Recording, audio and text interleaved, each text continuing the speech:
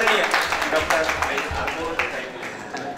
Nagorao Kumbhar sir यांनाही विनंती करतो त्यांनी स्थानापन्न व्हावं। मराठी विभागाचे विभाग प्रमुख आदरणीय संभाजी पाटील सर यांना विनंती करतो की त्यांनी या ठिकाणी स्थानापन्न व्हावं।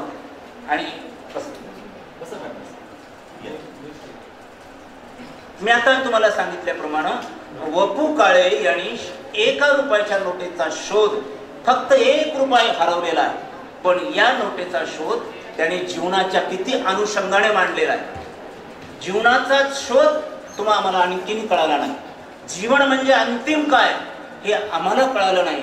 त्या कथेमध्ये 1 रुपयाच्या नोटेचा शोध आणून कसा मांडला, ती कथा किती आणि कशी पुढे जाते। विद्यार्थी मित्रांनो, या ठिकाणी मॅडम तुमचे शतशः आभार।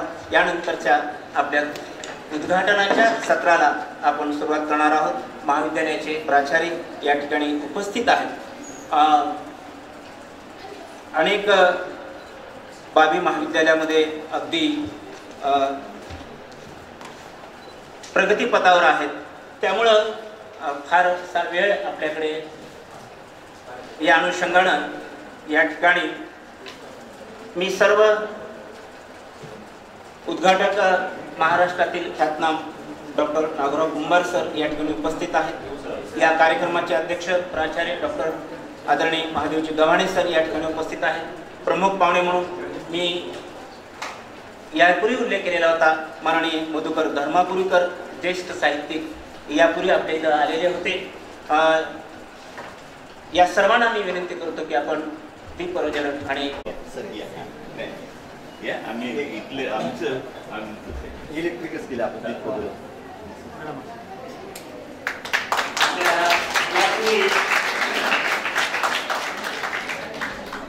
कादंबरी ही सत्र आपण पाहिलं, ते ऐकलं।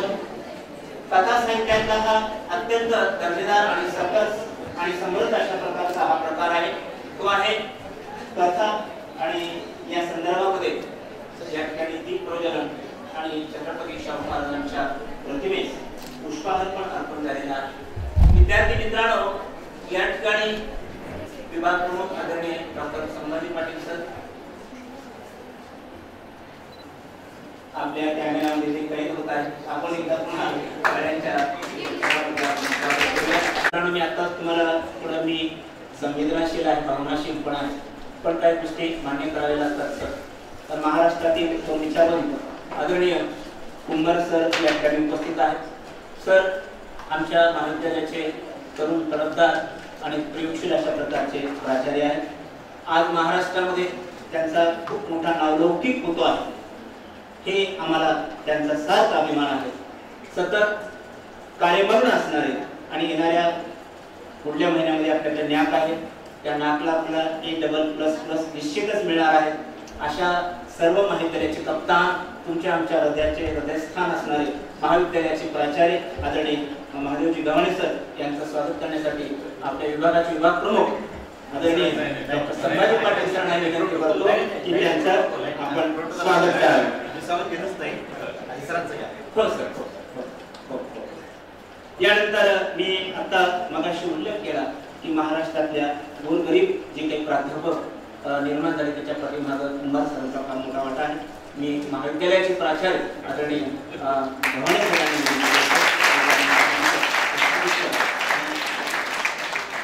स्वागत करावं। यानंतर मी मगाशी म्हणालो होतो की जवळपास 10 वर्ष झाले असतील, 10-15 वर्ष झाले असतील, त्यावेळेस सभागृहामध्ये सर मधुकर धर्मापुरीकर सर आलेले होते आणि त्यावेळेस त्यांनी अत्यंत सुंदर अशा प्रकारच्या कथा आमच्या समोर ठेवलेल्या होत्या, तेही आज उपस्थित आहेत। डॉक्टर शिवराज काते सरांना विनंती करतो की त्याने आदरणीय माननीय मधुकर धर्मापुरीकर यांचं मेमोंटो ग्रंथ आणि पुष्पगुच्छ देऊन या ठिकाणी स्वागत करा।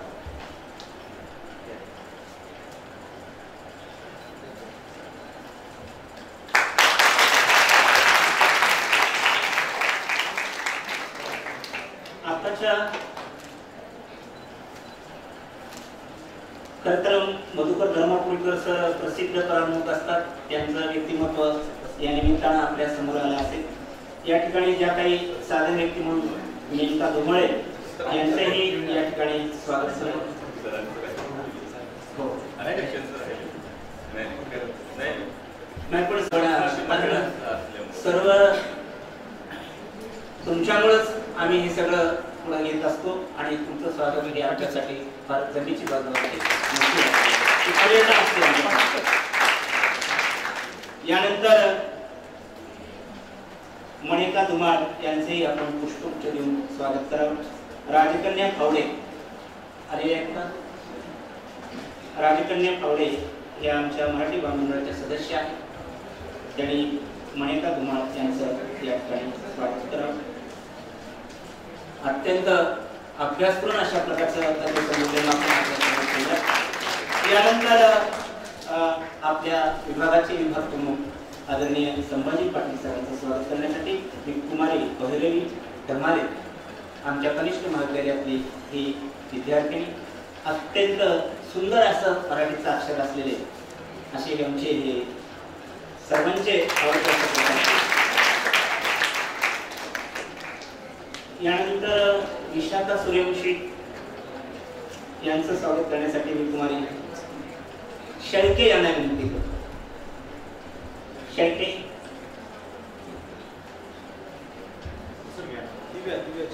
दिव्या चव्हाण मैथिली दिव्या चव्हाण विशाखा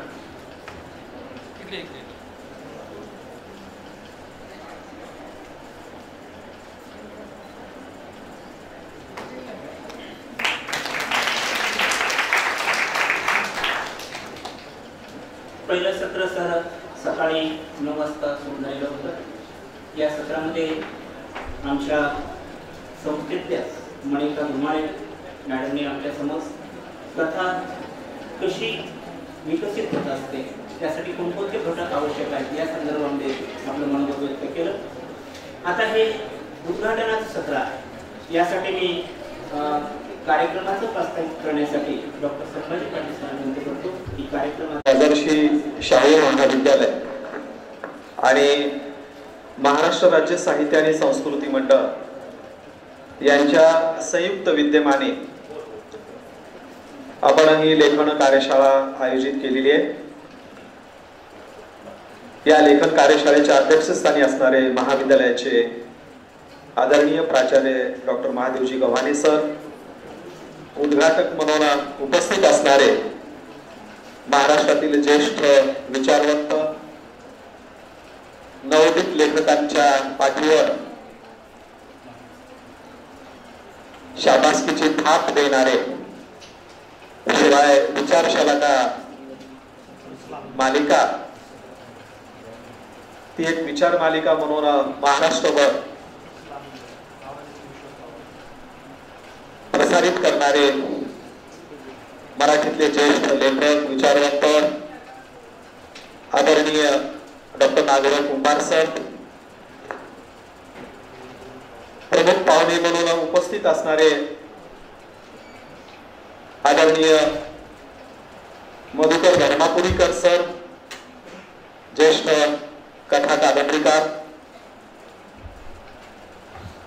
पहिल्या सत्रातील साधारण व्यक्ती मेनका धुमाळे मॅडम, जे आपल्या संस्थेमध्ये शिक्षिका म्हणून काम करतायत, कथा लेखिका आहेत आणि त्यांच्या लेखनाला महाराष्ट्र शासनासह विविध पुरस्कार लाभलेले. मंचावर उपस्थित असणारे मराठी विभागाचे डॉक्टर विजयकुमार करसकर सर, आमच्या मराठी वाङ्मय मंडळाचे अध्यक्ष विशाखा सूर्यवंशी, मराठी विभागातील आमचे सर्व सहकारी उफाडे सर, काचे सर, जवळकर सर आणि आपण सर्व विद्यार्थी मित्रांनो, कथालेखन कार्यशाळा ठेवण्यामागचा उद्देश असा आहे की आपण लिहिता त्या लिहिण्याला एक विशिष्ट आकृतीबंध यावा. आपल्याकडे असणारी निरीक्षण क्षमता, अभिव्यक्ती क्षमता ही नेमकी कोणती आहे आपण काव्यात्मक लिहू शकतो का, कथात्मक लिहू शकतो का? कथात्मक मध्ये कथा, कादंबरी असे 2 स्वतंत्र आकृतिबंध आहेत. याबरोबर आपले अनुभव नाट्यात्मक आहेत का? लिहिण्याबरोबरच वाचक म्हणून आपले अनुभव संपन्नता असावी, जाणकार वाचक असावेत. कादंबरी वाचल्यानंतर कादंबरी आतून बाहेरून आपणाला ती कळली पाहिजे. कल्पित आणि वास्तव याची सांगड लेखक कसा घालतो, कसा मांडतो, याचं कौशल्य जर आपल्याकडे असेल तर ते अधिक विकसित व्हावं, सहजपणाने आपण वाचन करावं आणि लिहिणाऱ्याला बळ मिळावं असा हा आपला हेतू आहे. मित्रांनो, मागच्या वर्षी आपण कादंबरीवर लेखन कार्यशाळा घेतलेली होती आणि त्या कार्यशाळेमध्ये विद्यार्थ्यांचा उदंड प्रतिसाद मिळालेला होता. लातूर जिल्ह्यातील 9 लिहिणारे लेखक मोठ्या प्रमाणावर होते. विविध महाविद्यालयाचे प्राध्यापक होते. यावर्षी कार्यशाळा घ्यायला थोडा उशीर झाला. मार्च महिना आहे, आपलं एक NSS कॅम्प चालू आहे, वेगवेगळ्या परीक्षा चालू आहेत. 10वी 12वीची परीक्षा बहुतेक संपलेल्या आहेत. याबरोबरच आपल्या पदवी स्तरावरच्या परीक्षेतल्या प्रारंभ होण्याच्या टप्प्यावर आहे.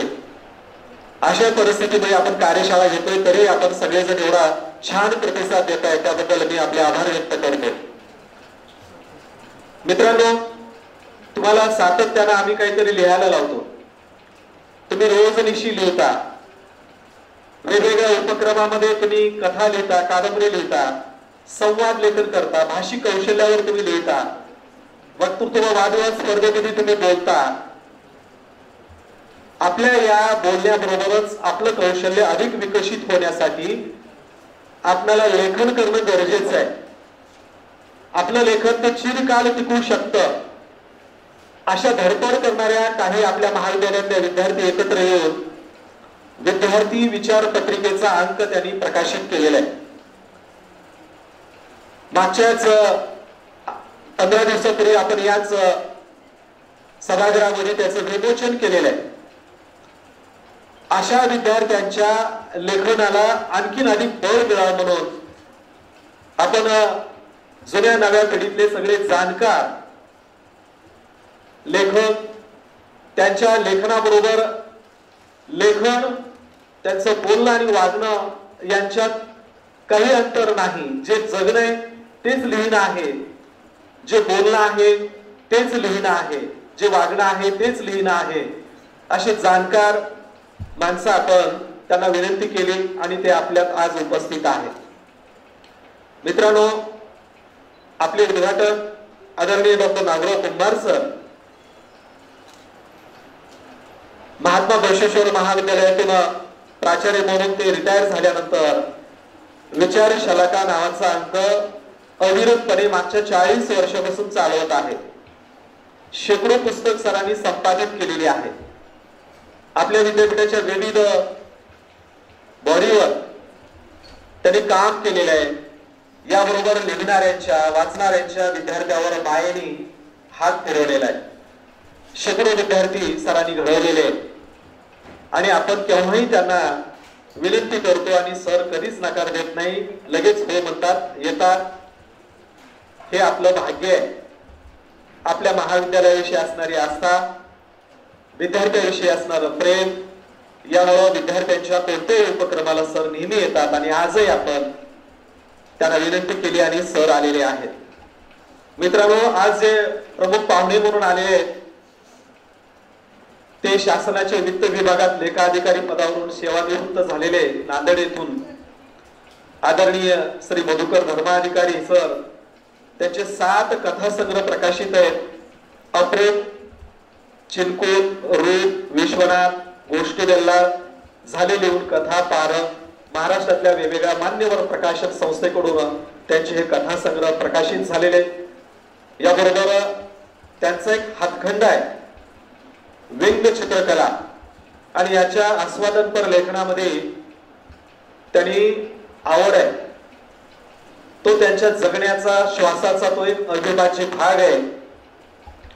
व्यंग्यचित्र एक संवाद, रेषा लेखक, वसंत सरवटे, हसरे रेषेतून हसविण्याच्या पलीकडे आणि कॉमन मॅन आर के लक्ष्मण, आलटून पालटून ही पुस्तकही वेगवेगळ्या प्रकाशन संस्थेकडून, हास्य विसा प्रकाशन संस्थेकडून प्रकाशित आहेत, काही संपादित पण आहेत. गीत मुद्रा नावाचं ललित लेखन आहे. काही कथा संपादित आहेत, बाधा, आकर्षणाच्या कथा, अचंब्याच्या गोष्टी, पिता पुत्र, व्यंगचित्रांचे जग, काही अनुवादित पुस्तक आहेत, मालगुडी डेज, स्वामी आणि फ्रेंड्स, बोस्कीचे तळपातळ, बोस्कीच्या गप्पा गोष्टी, अशा अनेक पुस्तकांचे लेखक, जुन्या पिढीतले जाणकार कथा लेखक, चिकित्सक, वाचक आणि माणूस म्हणूनही टापटीप, स्वच्छ, नेमकेपणा, मोजकेपणा, नितळ माणूस असे श्री मधुकर धर्माधिकारी सर आपल्याला प्रमुख पाहुणे म्हणून लाभलेले. महाविद्यालयाच्या वतीनं आपल्या सर्वांच्या वतीनं मी त्यांचंही पुनश्च एकदा स्वागत करतो.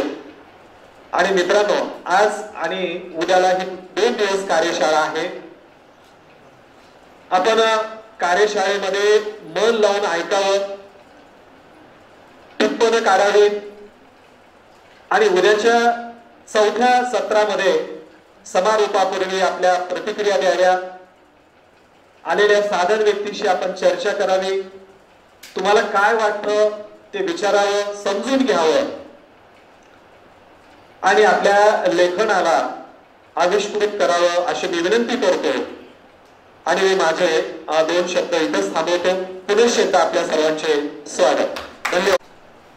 राजर्षी शाहू महाविद्यालय स्वायत्त लातूर मराठी विभाग आयोजित आणि ज्यांनी महाराष्ट्र राज्य साहित्य संस्कृती मंडळ मुंबई यांनी ज्या कथालेखन कार्यशाळेला एक अनुदान दिलेलं आहे, यांच्या संयुक्त विद्यमाने आयोजित या कार्यशाळेला ज्यांच्या हस्ते या कार्यशाळेचं उद्घाटन होत आहे.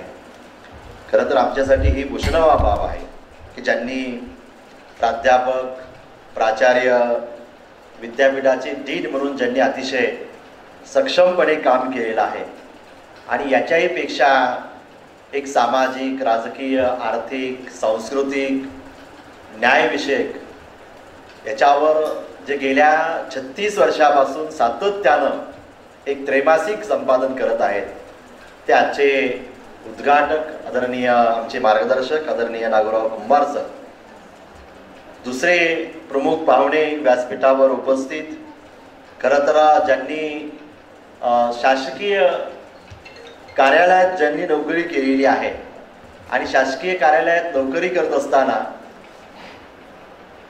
कथा लेखन, साहित्य, कादंबऱ्या, व्यंगचित्रकार असे एक नाही अनेक वेगवेगळ्या कथा कादंबऱ्या ज्यांनी लिहिलेल्या आहेत आणि ज्यांचं आपल्याला सविस्तर असं मार्गदर्शन होणार आहे, ते आदरणीय मधुकर धर्मापुरीकर सर. या दोघांचंही आपण टाळ्या वाजवून मान्यवरांचं आपण महाविद्यालयात स्वागत करूया.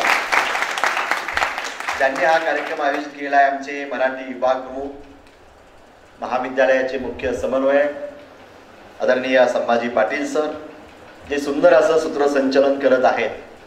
ते एक साहित्याचे अभ्यासक आदरणीय विजयकुमार करसकर सर, ज्यांचं आपल्याला मार्गदर्शन या ठिकाणी चालू होतं. आम्ही मध्येच खरं तर आपल्याला डिस्टर्ब केला. त्या एक लेखिका आदरणीय धुमाळ मॅडम व्यासपीठाच्या समोर उपस्थित, उफाडे सर, काचे सर, जवळेकर सर आणि या 2 दिवसाच्या कार्यशाळेला आपण सर्व उपस्थित विद्यार्थी मित्रांनो आणि आपले एक प्रतिनिधी म्हणून व्यासपीठावर उपस्थित असलेली आपल्या अभ्यास मंडळाची अध्यक्षा आणि आपण सर्व, मी पहिल्यांदा सर्व मान्यवरांचं महाविद्यालयात स्वागत करतो. आपण वेळात वेळ काढून याला आपण उपस्थिती दर्शवलेली आहे त्याबद्दल मी आपल्याला धन्यवादही देतो. खरं तर अशी माणसं आपल्याला मिळणं हे आपलं एक भाग्य आहे असं आपण समजतो. कारण ज्यांनी या शिक्षण क्षेत्रामध्ये गेल्या अनेक वर्षापासून आपलं जेवढं काही योगदान देता येतं तेवढं योगदान देण्याचा प्रयत्न त्यांनी केलेला आहे आणि म्हणून नेहमीच ते आमचे मार्गदर्शक राहिलेले आहेत आणि आजही ते या कार्यक्रमाला उद्घाटक आणि प्रमुख पाहुणे म्हणून या ठिकाणी उपस्थित आहेत. मी महाराष्ट्र राज्य साहित्य संस्कृती मंडळ मुंबई यांनाही धन्यवाद देतो की गेल्या मला वाटतं 4-5 वर्षापासून सातत्यानं सर ते आपल्याला मदत करतायत आणि दरवर्षी म्हणजे मराठी गौरव दिन असेल, त्यांचा वार्षिक 15वाडा दिन असेल, त्या प्रत्येक वेळेस हे सातत्यानं महाविद्यालयाला मदत करतायत. कारण त्यांचे जे जे काही कार्यक्रम महाविद्यालयानं घेतले ते अतिशय उत्कृष्टपणे पाटील सरांना घेतलेले आहेत, त्यांच्या सगळ्या टीमनं घेतलेले आहेत. आणि त्यामुळे यावर्षी आम्ही प्रस्ताव पाठवला तेव्हा त्यांच्याकडे बजेट नव्हतं आणि त्यामुळं आम्ही म्हणलं ठीक आहे बजेट नाही तर नाही, पण तुमच्या आणि आमच्या संयुक्त विद्यमाने हा कार्यक्रम घेऊया. आणि तो कार्यक्रम आम्ही ऑलरेडी त्यांच्या संयुक्त विद्यमाने एक कार्यक्रम महाविद्यालयाच्या बजेट म्हणून आम्ही घेतलेला आहे. पण नंतर परत त्यांचा फोन आला, ती 3 दिवसाची कार्यशाळा घेतलेली, परत त्यांचा फोन आला की आता बजेट उपलब्ध झालेला आहे, आपण परत एक प्रस्ताव पाठवावा. आणि मग आमचे पाटील सर तेवढ्या बाबतीत फार असे तत्पर आहेत आणि त्यांनी लगेच प्रस्ताव तयार केला आणि प्रस्ताव पाठवला. आणि महाराष्ट्र राज्य साहित्य संस्कृती मंडळानं महाविद्यालयाला या कार्यासाठी जवळपास 50,000 रुपयाची मदत या साहित्य मंडळाकडून झालेली आहे. म्हणून त्यांनी जो काही महाविद्यालयावर सातत्यानं विश्वास दाखवून महाविद्यालयाला मदत करतायत त्याबद्दल मी त्यांनाही खूप खूप धन्यवाद देतो. आणि ही कार्यशाळा आज आणि उद्या जी 2 दिवसाची कार्यशाळा आहे, या कार्यशाळेत आपण प्रत्येकाने एक मिनिट आपल्याला लेखक व्हायचं आहे. मोबाईल बनणारे विद्यार्थी नाही व्हायचे, आपल्याला लेखक बनायचं आहे. म्हणून किमान कार्यशाळा संपेपर्यंत तरी आपले सगळ्यांचे मोबाईल बंद असले पाहिजे. जो मोबाईल जास्त वापरतो ना त्याचं भविष्य शून्य, त्याचं फार भविष्य नाही आहे. म्हणून आपण मोबाईल थोडंसं बाजूला ठेवला पाहिजे. म्हणून आम्ही नेहमी म्हणतो की मोबाईल पार्क करायला शिकलं पाहिजे. कार्यक्रमाला आलाय मोबाईल पार्क करायचं म्हणजे खालीच नाही पार्क करायचा, आपल्या बॅगमध्ये तो टाकून द्यायचा, पार्क करायचा, पुन्हा त्याच्याकडे पाहायचं नाही. नाहीतर कुणाचा मेसेज आला, आपण काय स्टेटसला अपडेट केलं होतं, कुणी पाहिलं का नाही पाहिलं का, आपण विनाकारण त्यामध्ये प्रचंड टाइम वेस्ट करतो, फार मोठा टाइम सोशल मीडियावर. ते इंस्टाग्राम, फेसबुक, ट्विटर, अमुक तमुक, आता एक साल तेवढंच परफेक्ट. मी तेच बघत होतो की तुम्हाला लक्षात आहे की नाही, पण ट्विटर म्हणल्याबरोबर ते एक्स म्हणतंय लगेच. आपण जर ते एक्स बघत बसलात तर आपल्याला नावावर एक्स कधी होईल तर कळणार नाही. म्हणून आपण या सोशल मीडियापासून बाहेर राहिलं पाहिजे. आज कितीही हे सगळे E journals, E book, social media किती जरी आला असला तरी प्रिंट मीडिया कधीही त्याचं महत्त्व कमी झालेलं नाही. जे पुस्तक आहेत हार्ड बाउंडमध्ये त्याचं महत्त्व कधी कमी झालेलं नाही, ते दिवसेंदिवस ते वाढतच जाणार आहे. सर आमचे विद्यार्थी फार हुशार आहेत. आधी आम्हाला आता एक नवीन जे लोकांना वाटतं ना की मुलं वाचत नाही, धर्मापुरीकर सर आमची मुलं आम्ही मुद्दाम लायब्ररीमधला आम्ही सांगितलं दर महिन्यातून सर किमान एक आपण इथं बुक एक्झिबिशन भरवायचं, 1 महिन्यात, दर महिन्यात एक. किमान मुलांना हे माहीत होईल की कुठली पुस्तकं नवीन आलेली आहेत, काय ते किमान त्याचं हेडलाईन्स बघतील, टायटल बघतील, लेखक त्या विद्यार्थ्यांना माहीत होतील. आणि त्याच्यामध्ये आम्ही हे दर 1 महिन्याला ते आम्ही ठेवतो. आणि आश्चर्याची गोष्ट म्हणजे मुलं सुद्धा पुस्तकं खरेदी करतात. म्हणून वाचनाची संस्कृती कमी झालेली आहे का बाहेरची आम्हाला माहित नाही, पण राजर्षी शाहू महाविद्यालयाचे विद्यार्थी मात्र एक चांगलं वाचतात, लिहितात. आणि म्हणून मी प्राचार्य झाल्यानंतर सर आता आपली लायब्ररी ओपन ऍक्सेस दिलेली, ज्याला जिथं पाहिजे तिथं जा, बसा, पुस्तक घ्या, वाचलं पाहिजे. आता यातल्या काही अनेक मुलांना असेल की ते ग्रंथालयाकडे फिरकतच नाही, त्यांना माहीत नसेल की ओपन ऍक्सेस आहे का. पण हे ओपन ऍक्सेस आपण दिलेलं आहे. पहिले आम्ही 2 पुस्तकं देत होतो, आता आम्ही सांगितले पाहिजे तेवढी पुस्तकं मुलांना द्या. सर आता प्राध्यापक पण वाचत नाहीत फार. आम्ही लायब्ररीसाठी आमच्या डिक्शनरीमध्ये नाही हा शब्द कधीच नाही. एखाद्या कुठल्याही मुलांनी जरी प्राचार्य, ग्रंथपाल, विभाग प्रमुखाकडे हे पुस्तक ग्रंथालयात हवंय आम्हाला पाहिजे, आम्ही कधीही त्याला नाही म्हणत नाही, कुणी नोट दिली माहित नाही, पण पुस्तक आहे विद्यार्थी मागतोय आम्ही त्याला लगेच इश्यू करतो. पाहिजे तेवढी पुस्तकं आम्ही मुद्दाम सर या विद्यार्थ्यांसाठी वाचन चळवळ वाढावी म्हणून दर 3 महिन्याला बेस्ट रीडर काढतो. त्यामध्ये पहिल्या क्रमांकाला 1,500 रुपये, 1,000 रुपये, 700 रुपयाचं पारितोषिक दर 3 महिन्याला देतो. आणि त्याचा प्रतिसाद मला वाटतं मराठी विभागाचेच प्राध्यापक त्याचं मुलांनी पुस्तकं नुसतं त्यांच्या नावावर एवढी मोठी पुस्तकं घेऊन गेला, वा वा छान वाचक आहे, आम्ही देत नाही. जे पुस्तकं नेले घेऊन गेले ती वाचली आणि त्याच्यावर त्यांचे जे विचार एक 4-5 पानात लिहायचे आणि सबमिट करायचं. त्याचा रिपोर्ट कमिटी वाचते आणि त्याच्या आधारे ही बक्षीस दिलं जातात. परवा तर आमचे उफाडे सर बोलत बोलत म्हटले प्राध्यापकापेक्षाही चांगलं समीक्षा विद्यार्थ्यांनी केले. बरोबर उफाडे सर?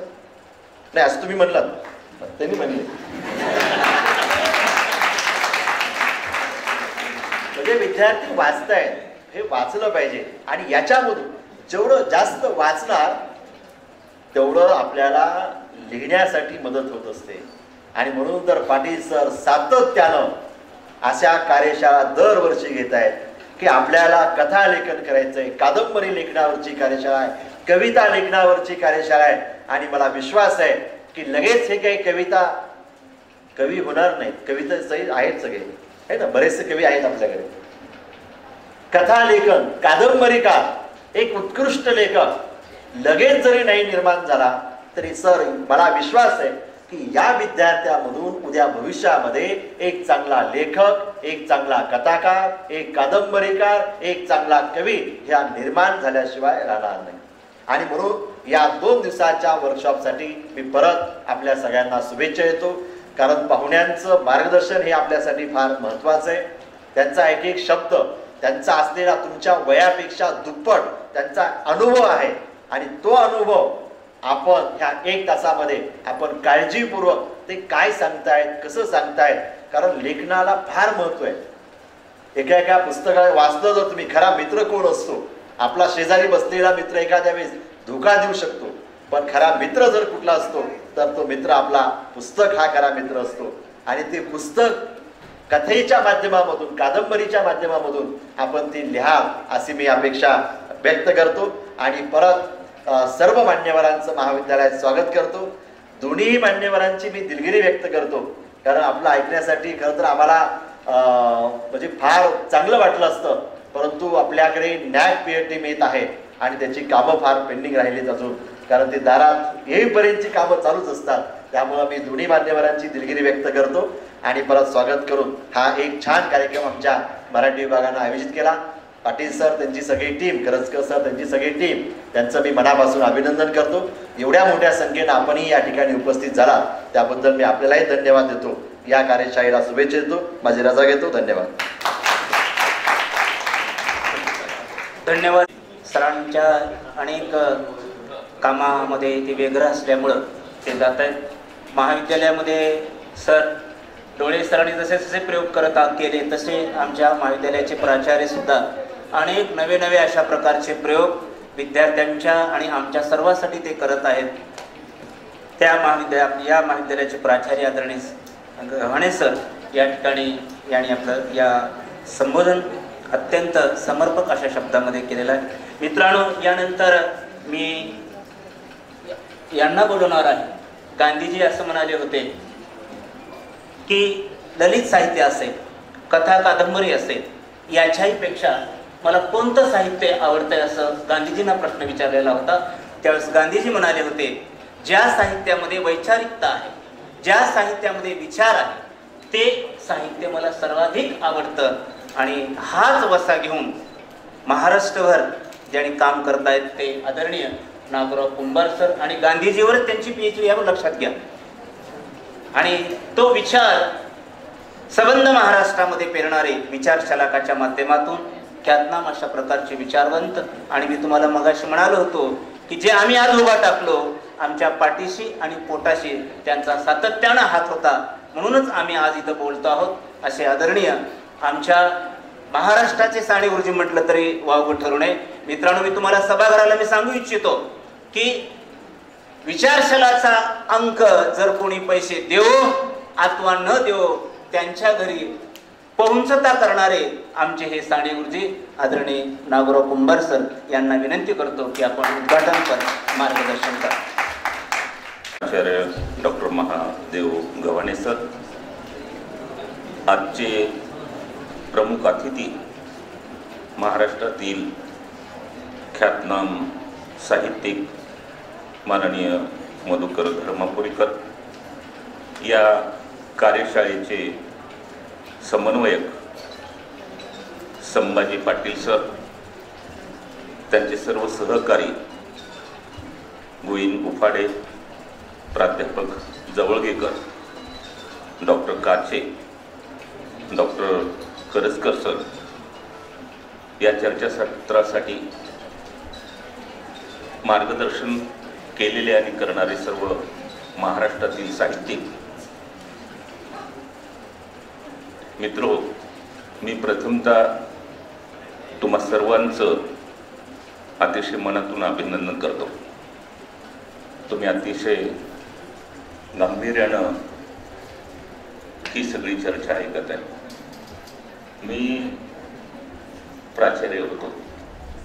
प्राचार्याचं हे कामच असतं की तुम्हाला काहीतरी सांगणं. गव्हाणे सरांनी सांगितलं की मोबाईलकडे लक्ष देऊ नका जास्त, ते खरी आहे. परंतु संभाजी पाटील आणि त्यांच्या सर्व सहकार्याने हा जो काही उपक्रम राबवला, त्यामागची शुद्ध भावना तुम्ही लक्षात घ्या. ही भावना अशी आहे, तुम्ही ग्रामीण भागातून आलात, तुमच्या कुटुंबामधले तुम्ही पहिलेच या महाविद्यालयामध्ये शिकणारे आहात आणि तुम्ही एक ज्ञानी आणि तुम्ही एक सद्गुणी माणूस घडावा अशी एक अपेक्षा आहे. तुमच्या आईवडिलांची जशी अपेक्षा असते की तुम्ही मोठं व्हावं, तसं आम्ही प्राचार्य प्राध्यापकांची अपेक्षा असते की तुम्ही मुलांनी तुमच्या जीवनामध्ये शेवटचं टोक गाठावं, मोठं व्हावं. पुणे विद्यापीठाचे कुलगुरू आणि भारत सरकारचे आर्थिक सल्लागार आणि रिझर्व्ह बँकेचे सदस्य असलेले नरेंद्र जाधव सर, तुम्हाला माहीत आहे, त्यांनी एक आत्मकथन लिहिलं आणि मी पुणे विद्यापीठामध्ये त्यांच्या कॅबिनमध्ये जाऊन त्यांना सांगितलं प्राचार्य असताना की सर, तुम्ही पुण्यामध्ये भाषण करता, मुंबईमध्ये करता, दिल्लीमध्ये करता, पण माझी इच्छा आहे की तुम्ही लातूरला माझ्या महाविद्यालयामध्ये माझ्या विद्यार्थ्यांना तुम्ही मार्गदर्शन करावं. सरांनी ते निमंत्रण स्वीकारलं. असा मोठा तुडुंब हॉल भरला होता आणि नरेंद्र जाधवांनी त्यांच्या आयुष्यातली एक घटना सांगितली. ते बुद्धिमान, अतिशय हुशार होते नरेंद्र जाधव, आता खासदार आहे. तर सगळे त्यांचे नातलग म्हणायचे, तू इंजिनियर हो, तू डॉक्टर हो, कोणी सांगायचं तू कलेक्टर हो. आणि वडील ते सगळं ऐकायचे.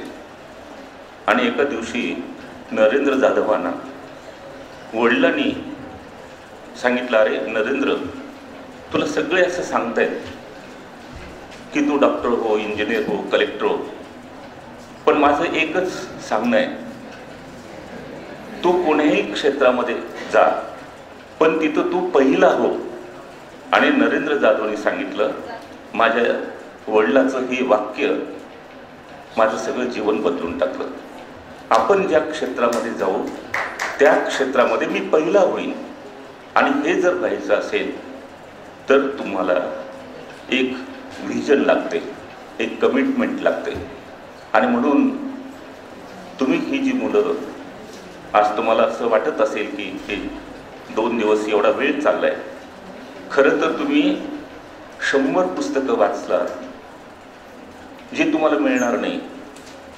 ते इथं जे काही चर्चा होणार आहे त्या चर्चेतून तुम्हाला खरं तर मोठं होण्यासाठी, चांगलं जगण्यासाठी आणि पुढं जाण्यासाठी जी एक दृष्टी लागते वैचारिक, ती तुम्हाला इथं मिळते. आणि म्हणून मला खूप संभाजी पाटलांना धन्यवाद दिलं पाहिजे. याचं कारण असं की तुम्ही मुलं खूप हुशार आहात, तुमच्याकडे प्रज्ञा आहे, तुमच्याकडे प्रतिभा आहे. फक्त एक अडचण अशी आहे, अचूक मार्गदर्शनाचा अभाव आहे. आपले आईवडील करू शकणार नाही, त्यांच्याकडून अपेक्षा करू नका. तुम्ही एवढे भाग्यवान आहात की हे महाविद्यालय ज्या पद्धतीनं तुम्हाला आधार देतं, मार्गदर्शन करतं, त्या संधीचा उपयोग करून घेतला पाहिजे. यशवंतराव चव्हाण एकदा असं म्हणाले, आयुष्यामध्ये फक्त संधी एकदा येते. वेळ आणि संधी आयुष्यात एकदाच येत असते आणि ती जर गेली तर तुमच्या आयुष्य मध्ये ती कधीच येणार नाही.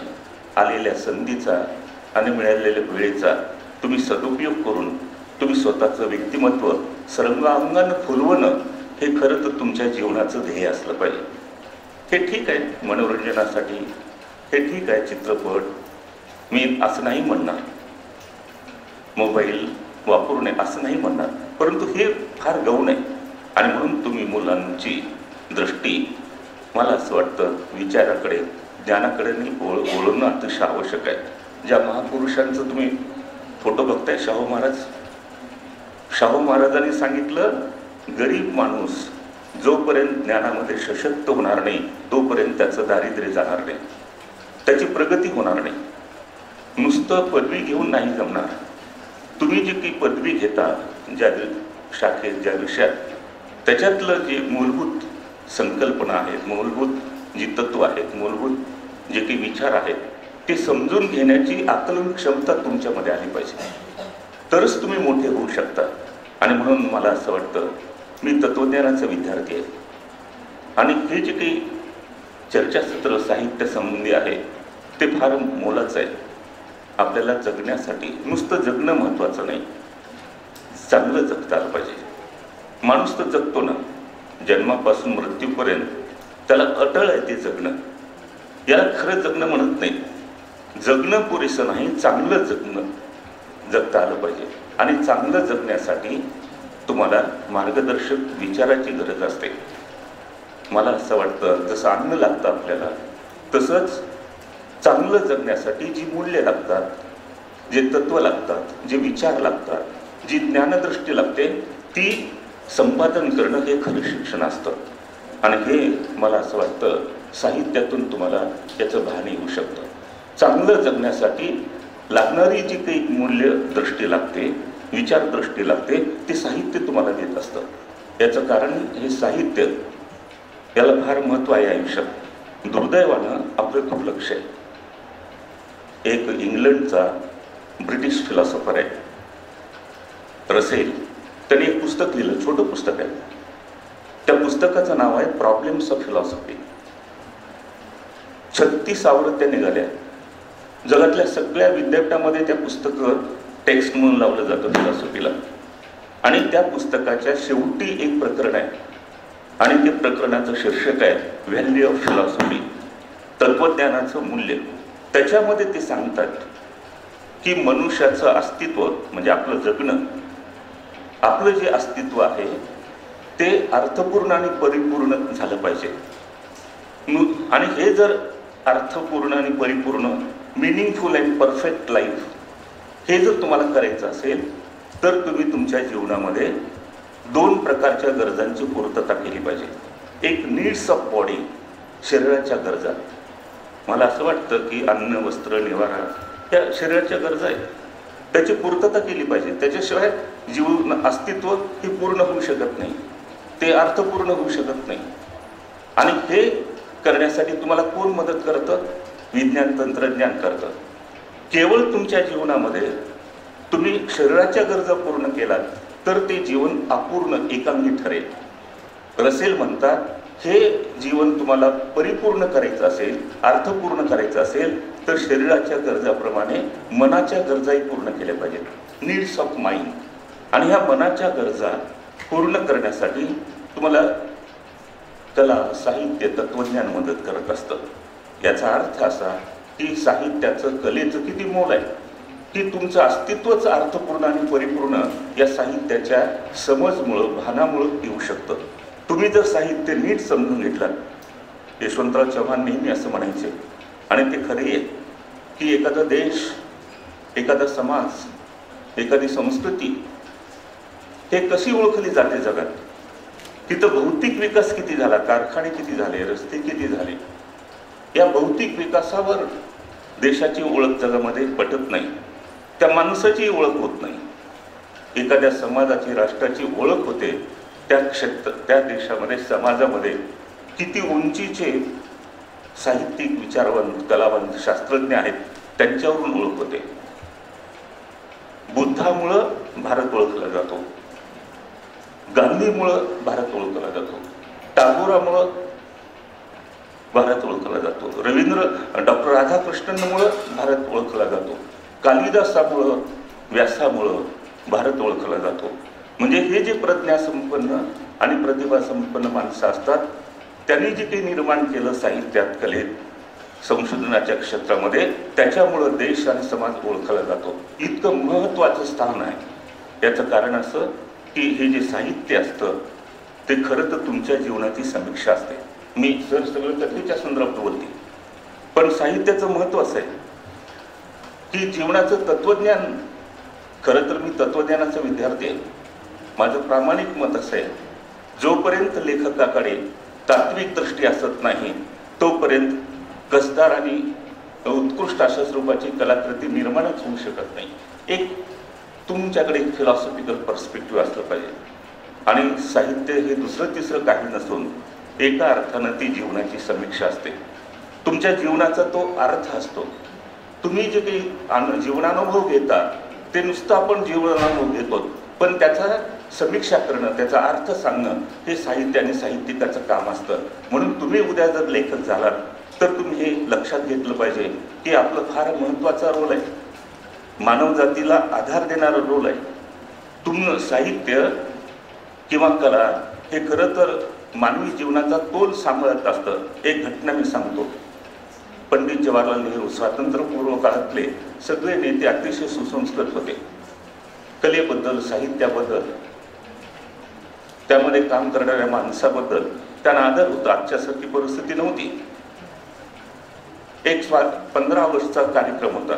देशातले सगळे कवी आले आणि त्या काव्य संमेलनाच्या उद्घाटनासाठी लाल किल्ल्यावरती पंडित जवाहरलाल नेहरू जात होते. आणि वर चढत असताना त्यांचा थोडा पाय असा ढळला आणि एक राष्ट्रकवी, मोठा कवी होते, त्यांनी आधार दिला. नेहरू असं म्हणाले, धन्यवाद, तुम्ही आधार दिलात. तेव्हा त्या कवीने त्यांना सांगितलं, त्या साहित्यिकाने नेहरूंना सांगितलं, देशाच्या पंतप्रधानांना सांगितलं की जेव्हा जेव्हा समाजाचा, राष्ट्राचा आणि माणसाचा तोल जातो जीवनात, तेव्हा तेव्हा ते तोल सांभाळण्याचं काम हे साहित्य आणि साहित्यिक करत असतात. एवढं महत्त्वाचं काम आहे. ते काय करू शकतात? ते का करू शकतात? याचं कारण साहित्यातून शाश्वत मूल्यांचं बहान देण्याचं काम हे सगळं साहित्य आणि साहित्य करत असतात. हे काम आहे साहित्यिकांचं. ती एखादी कथा लिहू, एखादी कविता आहे, एखादं ललित लेख आहे, एखादं आत्मकथन असेल, साहित्याचं कोणता का फॉर्म असेना, परंतु साहित्याचं प्रयोजनच मुळामध्ये शाश्वत मूल्यांचं भान मानवजातीला करून देणं हे असतं.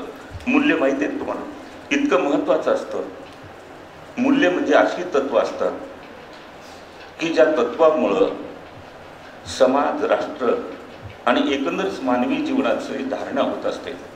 तुम्हाला माहिती आहे, एक नियम आहे, वर टाकलेली वस्तू खाली पडते. तो नियम कोणता आहे? तत्व कोणता आहे? गुरुत्वाकर्षणाचा. न्यूटनने सांगितलं. हे जसं नियम आहे तसं मानवी जीवनाचे सुद्धा काही नियम आहेत. त्यालाच आपण तत्व म्हणतो, त्यालाच आपण मूल्य म्हणतो. आणि ही तत्व आणि ही जी मूल्य आहेत याची जाणीव करून देणं हे मानवजातीचं, हे यांचं फार महत्त्वाचं काम आहे.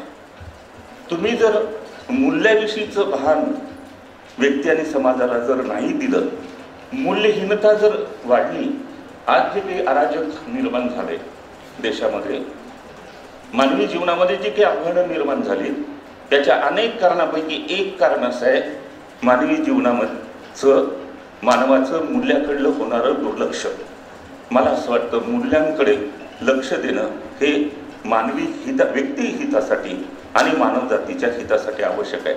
आणि हे मानवी मूल्यांचं भान आणून देण्याचं काम मला वाटतं राज्यकर्ते नाही करत, प्रशासक नाही करत, शास्त्रज्ञ नाही करत, फक्त आणि फक्त तत्ववेत्ते, कलावंत आणि साहित्यिक करत असतात. म्हणून तुम्ही याच्यामध्ये काम करणं अतिशय आवश्यक आहे. याचं दुसरं एक कारण असं आहे, जोपर्यंत तुमची आणि तुमच्या समाजाची सांस्कृतिक पातळी वाढत नाही, सांस्कृतिक असं आकलन क्षमता वाढत नाही, तोपर्यंत खऱ्या अर्थानं तुमचा आणि तुमच्या समाजाचा विकासच होऊ शकत नाही.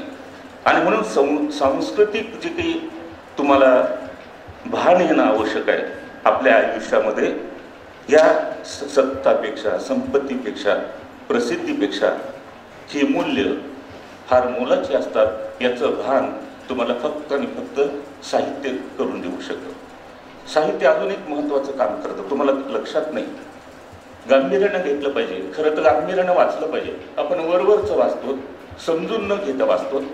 तुम्ही वाचताय मला एक खूप आनंद वाटतो, पण प्रत्येक वाक्य, प्रत्येक शब्द तुम्ही काळजीपूर्वक वाचलं पाहिजे. मी आपला अधिक वेळ नाही घेणार, एक 2-3 मुद्दे सांगून थांबणार आहे. एक मुद्दा असा आहे की जोपर्यंत की अल्बर्ट कामू नावाचा एक तत्ववेत्ता आहे, मोठा लेखक आहे तो. अल्बर्ट कामूचं एक जगप्रसिद्ध वाक्य आहे. त्याचं वाक्य असं आहे, beauty will not make the revolution. Beauty will not make the revolution. Beauty means साहित्य, literature. Literature will not make the revolution, but one day will come revolution might need the beauty or literature. याचा अर्थ असा आहे, साहित्यानं क्रांती होणार नाही, परंतु साहित्य क्रांतीला अनुकूल पर्यावरण तयार करतं. काय महत्त्वाचं काम आहे पहा. It is very important role. तुम्ही याच्यासाठी लेखक झालं पाहिजे. तुम्ही डॉक्टर व्हा, तुम्ही इंजिनियर व्हा. बघा साहेब, ॲडमिनिस्ट्रेशनमध्ये होते. लाइबनिज नावाचा एक फिलॉसॉफर आहे. दिवसभर बांगड्या विकायचा, रात्री फिलॉसॉफी करायचा. एक गौंड्याचं काम करायचं फिलॉसॉफर, आणि रात्री फिलॉसॉफी करायचा. कोणत्याही क्षेत्रात मध्ये जा, तुमच्यावर तुमचा डबल रोल आहे. खरं तर तुम्ही स्वतः मोठं होणं आणि तुमच्या कुटुंबाला, तुमच्या समाजाला मोठं करणं, असा डबल रोल आहे. आरात असेल तर पोरं देईल ना. तुमच्याकडेच ज्ञान नसेल तर लोकांना काय ज्ञानी करणार? तुमच्याकडेच मूल्यदृष्टी नसेल तर लोकांना काय देणार? आणि म्हणून ही तळमळ आहे पाटलांची आणि त्यांच्या सगळ्या डिपार्टमेंटची. तुम्ही बौद्धिक अंगानं, सांस्कृतिक अंगानं सक्षम व्हावं, मोठे व्हावं, आणि हे खूप करता येतं. तुम्ही होऊ शकता. आणि म्हणून या मला असं वाटतं की हे जे काही काम आहे साहित्याचं, साहित्याशिवाय समाज प्रबोधन होत नाही, साहित्याशिवाय सामाजिक क्रांती होत नाही. आणि म्हणून साहित्याचं हेतू, साहित्याचा रोल असा असतो, जसं अल्बर्ट कामू म्हणाला, साहित्यातून क्रांती होणार नाही, परंतु क्रांतीला अनुकूल पर्यावरण तयार होईल. आणि हे करणं आवश्यक आहे. तुम्ही शब्द नीट समजून घेतले पाहिजेत, शब्दाचा अर्थ नीट लक्षात घेतला पाहिजे. फिलॉसॉफीमध्ये तुम्हाला माहीत आहे, सगळ्यात अवघड काम जर काही असेल तर शब्द, संज्ञा यांची व्याख्या करणं सगळ्यात अवघड असतं. आणि हे जे की तुम्ही जर एकदा शब्दाचं तुमचं नीट आकलन असेल त्याच्या अर्थात संबंधित, तर जीवन व्यवहार नीट चालू शकतात. उदाहरण सांगतो. प्लेटो आणि अरिस्टॉटल या ग्रीक फिलॉसॉफरने एकंदर ग्रीक फिलॉसॉफीमध्ये एक जस्टिसचा अर्थ सांगितला. What is justice? तुम्हाला असं वाटेल की हे फार महत्त्वाचं नाही. गेली 2500 वर्ष तुम्हाला सांगतो न्याय या संकल्पनेवरती चर्चा चालू आहे. मी कशासाठी हे सांगतो त्याचं कारण मी पुढे सांगतो. न्याय म्हणजे काय? जर न्यायाचा अर्थ नीट समजला आणि जर न्यायाप्रमाणे आपण जर कृती केली तर समाजातले, मानवी जीवनातले बहुसंख्य प्रश्न आपोआप ते सुटू शकतात. परंतु आपण ते नीट समजून घेऊ शकत नाही. समजा न्यायाचा एक अर्थ त्याने सांगितला, ज्याचं जे देणं लागतं ते त्याला देणं म्हणजे न्याय. किती इट इज व्हेरी सिम्पल. आज प्राचार्य म्हणून, प्राध्यापक म्हणून तुमचं एक देणं लागतं. हे महाविद्यालय, प्राचार्य, प्राध्यापक, की तुम्हाला घडवणं, तुमच्या व्यक्तिमत्वाचा विकास करणं. हे जर नीट केलं गेलं, मला असं वाटतं मुलं चांगली घडवू शकतात. इथं जे कलेक्टर लाल दिव्याच्या गाडीमध्ये बसतायत आणि हिंडतायत, SP साहेब, त्यांनी जर ते देणं लागतं या समाजाचं, इथलं लॉ ऑर्डर नीट केली पाहिजे. जर त्याने ते केलं तर प्रश्न फारच कमी होऊ शकतील. जे बातम्या तुम्ही वाचता त्या येणारच नाही. लोकप्रतिनिधी आणि मंत्री जे काही असतात, खासदार, त्यांचं हे देणं आहे की डेव्हलपमेंट करणं. आणि हे सगळं कधी होऊ शकतं जर कन्सेप्च्युअली त्यांची क्लॅरिटी असेल, तर न्यायाची संकल्पना जर नीट असेल की ज्याचं जे देणं लागतं ते त्यांना देणं म्हणजे न्याय. मला असं वाटतं ही जी काही मूल्य, ह्या सगळ्या मूल्यांची मांडणी या साहित्यातून होत असते. नीट समजून घेतलं पाहिजे, ते टिपलं पाहिजे. आणि म्हणून साहित्य समाजासाठी, मानवजातीसाठी किंवा व्यक्तीसाठी सुद्धा फार आवश्यक आहे. कारण ही जी काही जाणीव आहे प्रबोधनाची आणि परिवर्तनाची, फक्त आणि फक्त साहित्यातून नीट होऊ शकते. क्रांती ज्याला म्हणतात ती घडण्यासाठी काय लागतं? क्रांतीचा अर्थ काय माहिती आहे का तुम्हाला? क्रांतीचा एक अर्थ असा आहे जो तुम्हाला माहित आहे, रक्तपात करून बदल करणं म्हणजे क्रांती. अपूर्ण अर्थ आहे तो. खरा क्रांतीचा अर्थ काय? दुसरा एक अर्थ तुम्हाला माहित आहे, सडन चेंज, अचानक झालेला बदल म्हणजे क्रांती. तोही अपूर्ण अर्थ आहे. क्रांती म्हणजे रक्तरंजित बदल नव्हे, क्रांती म्हणजे अचानक झालेला बदल नव्हे. तर क्रांतीचा अर्थ असा आहे, खरा अर्थ, philosophical meaning of the concept of revolution जर काही असेल तर व्यक्तीच्या आणि समाजाच्या कलामध्ये बदल करणं, वैचारिक धारणेमध्ये बदल करणं म्हणजे क्रांती. मला असं वाटतं हे काम आपलं अपूर्ण राहिलं. ना साहित्यिकाचं लक्ष आहे, ना विचारवंताचं लक्ष आहे, ना शिक्षण तज्ज्ञांचं लक्ष आहे. या समाजामध्ये खरी क्रांती करायची असेल तर या समाजांच्या दृष्टिकोनामध्ये, कलामध्ये बदल करणं अतिशय आवश्यक आहे. आणि म्हणून हे जे काही बदल करायचे आहे, हे जे मानस घडवायचं आहे समाजातल्या नागरिकांचं, ते मानस साहित्यातून घडवू शकतं, कलेतून घडवू शकतं, तत्त्वज्ञानातून घडू शकतं, शिक्षणातून घडू शकतं. म्हणून तुम्ही मुलं गांभीर्याने शिकलं पाहिजे. सर जे म्हणत होते ना, मी तेच म्हणतो, तुमचा मी सर म्हणून गांभीर्याने शिकलं पाहिजे तुम्ही. याचं कारण तुमचे वैचारिक ठेवण बदलणार आहे, तुमचा दृष्टिकोन बदलणार आहे. त्याच्यासाठी तुम्ही शिकायचं असतं. आणि म्हणून साहित्याचं एक प्रयोजन असं असतं की साहित्यातून समाज प्रबोधन व्हावं अशी अपेक्षा आहे, साहित्यातून सामाजिक परिवर्तन व्हावं अशी अपेक्षा आहे. हे याच्यामध्ये प्रचार करायचं काही कारण नाही. कलावादी किंवा जीवनवादी असा वाद करण्यामध्ये काही अर्थ नाही. यशवंत सावळी सांगितल्याप्रमाणे माझे तेच मत आहे, कलेसाठी कला हा निरर्थक वाद आहे, जीवनासाठीच कला असते. आशय महत्वाचा, त्याचं कंटेंट महत्वाचं आहे फॉर्मपेक्षा, असं माझंही मत आहे. फॉर्म आणि कंटेंट, आता ते सगळे मराठीचे प्राध्यापक तुम्हाला सांगतील कथेचं फॉर्म कसा असतो, कथेचं कंटेंट कसं असतं. खरं तर जीवनानुभव जे तुम्ही व्यक्त करत आहात तो आशय फार महत्वाचा असतो. समाजातलं दुःख, वेदना, समस्या, भावभावनाचा कल्लोळ, हे सगळं विविध जीवनानुभव जे तुम्ही शब्दातून मांडता, ठीक आहे, कमी जास्त होऊ शकेल रूपामध्ये, फॉर्ममध्ये, परंतु जितकी अनुभव संपन्नता ही खोल आणि व्यापक, तितकी ती कलाकृती अधिक परिणामकारक ठरते आणि चिरस्थायी ठरू शकते. आणि म्हणून हे अशा स्वरूपाचे वाद करण्यापेक्षा आपली जी काही कलाकृती आहे ती उत्कृष्ट जर करायची असेल तर कसं करता येईल? मला असं वाटतं, कथा चांगली कशाला म्हणतात, कविता चांगली कशाला म्हणतात, नाटक चांगलं कशाला म्हणतात, ललित लेख चांगलं कशाला म्हणतात, आत्मकथन चांगलं कशाला म्हणतात? तर त्याचे 2-3 निकष आहेत. त्याच्यासाठी तुम्ही जेव्हा लिहिता तेव्हा हे सगळी जी मंडळी टेक्निकल जी काही मांडणार आहेत, मला वाटतं हे फार गांभीर्याने तुम्ही समजून घेतलं पाहिजे. मला जर तुम्ही विचारलात तर कोणती कलाकृती चांगली, कथा, कविता, नाटक, तर मी असं म्हणेन की ज्या कलाकृतीमध्ये तुम्हाला उच्च प्रतीचा आनंद मिळतो ते साहित्य हे उत्कृष्ट असतं. तुम्ही जेव्हा एखादं कथा वाचता, एखादी कादंबरी वाचता, एखादं नाटक वाचता, एखादं आत्मकथन वाचा आणि तुम्ही स्वतःचं अस्तित्व विसरून जाता. आपलं माहीत आहे, तुम्ही जेव्हा वाचण्यामध्ये मग्न असता तेव्हा आपल्या वेदना, दुःख, सगळं, निराशा, वैफल्य ग्रस्त हे जे काही जीवन आहे ते क्षणभर का असे ना आपण विसरून जातो. अस्तित्व विसरायला भाग पाडणारी जी काही साहित्य असतं ते उत्कृष्ट असतं. दुसरा निकष काय की जी तुम्हाला अस्वस्थ करते.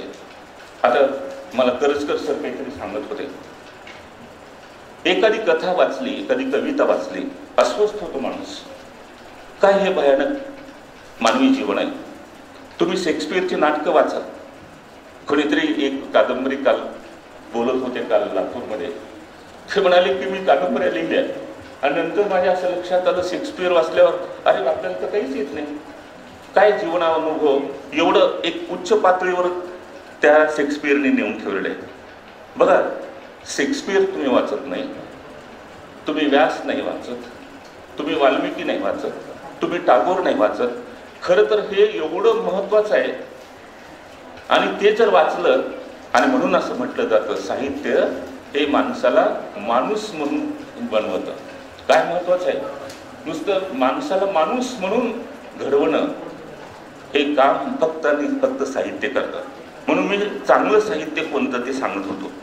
चांगलं साहित्य ते असतं की जे उच्च प्रतीचा आनंद देतं. एक दुसरं जे साहित्य कोणतं की ज्याच्या वाचल्यानंतर माणूस अस्वस्थ होतो. आणि तिसरं महत्त्वाचा निकष की साहित्याला खरं तर प्रतिभेची गरज आहे, पण त्याच्याबरोबर त्याला प्रयत्नाची परिश्रमाची गरज असते. लेखन करणं ही साधना आहे, एक तपश्चर्या आहे. ती एक महत्त्वाची सांस्कृतिक आणि बौद्धिक गांभीर्यानं करायची क्रिया आहे. It is a very serious activity, it is a intellectual activity, it is a cultural activity.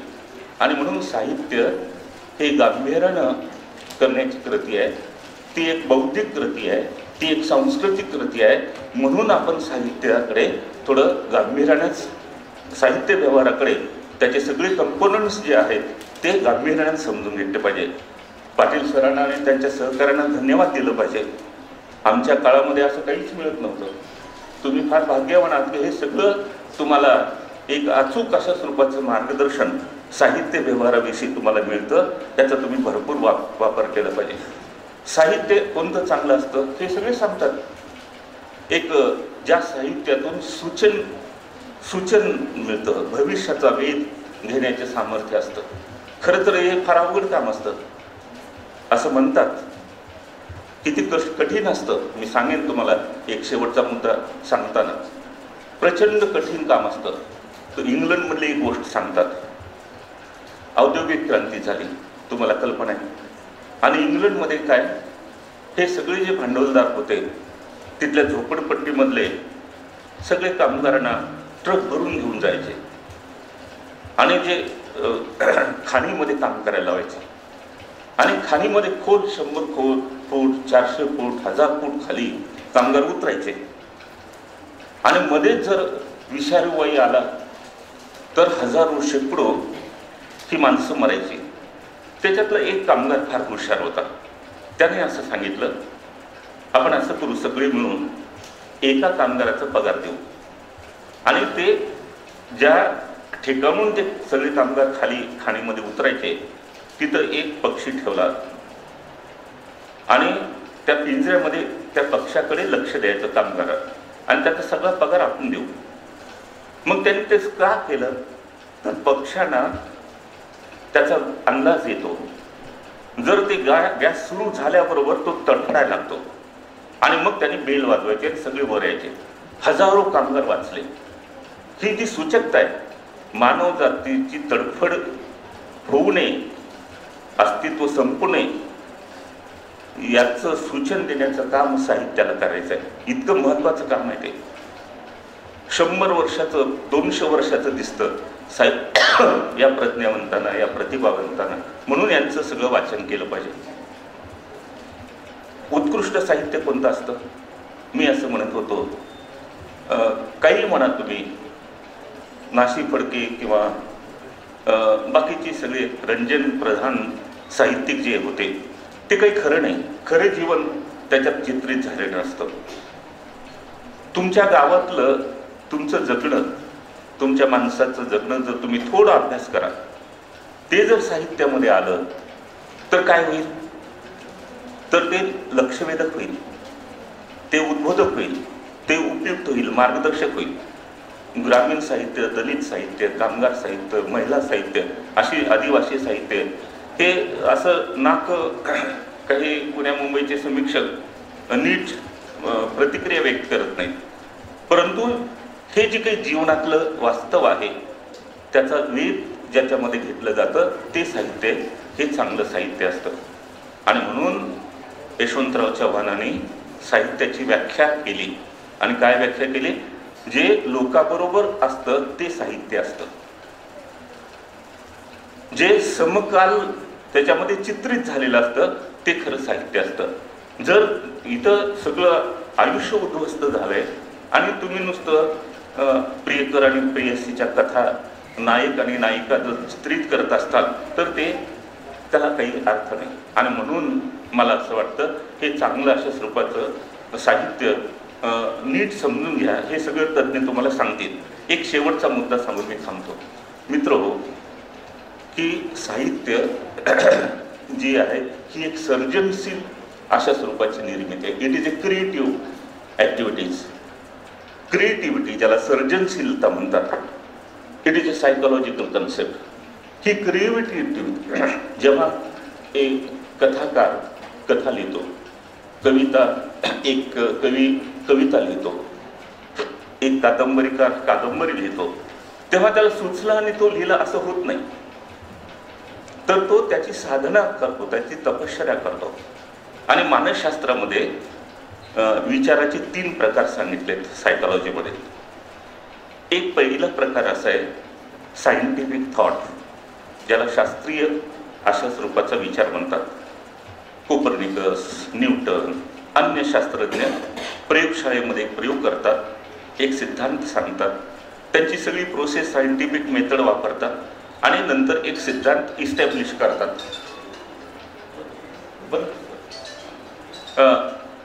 तर सायंटिफिक थॉट हा एक प्रकार आहे. दुसरा एक प्रकार असतो विचाराचा, आणि तो विचाराचा प्रकार म्हणजे इमॅजिनेटिव्ह थॉट, म्हणजे काल्पनिक विचार. काल्पनिक विचार म्हणजे कसं की ज्याला वास्तवाचा आधार नसतो, किंवा काल्पनिक विचार म्हणजे कोणता जो वास्तवामध्ये कधीच येऊ शकत नाही. अल्नाश्चरची गोष्ट तुम्हाला माहीत आहे. अल्नाश्चर कोण माहीत आहे ती गोष्ट? एक अतिशय कासार होता. तो दररोज जवळच्या खेड्यामध्ये बांगड्या विकायच्या. आणि मग तो एका दिवशी तो कल्पना करायला लागला झाडाखाली बसून, आज मी एवढ्या बांगड्या हे करेन, उद्या एक बंद.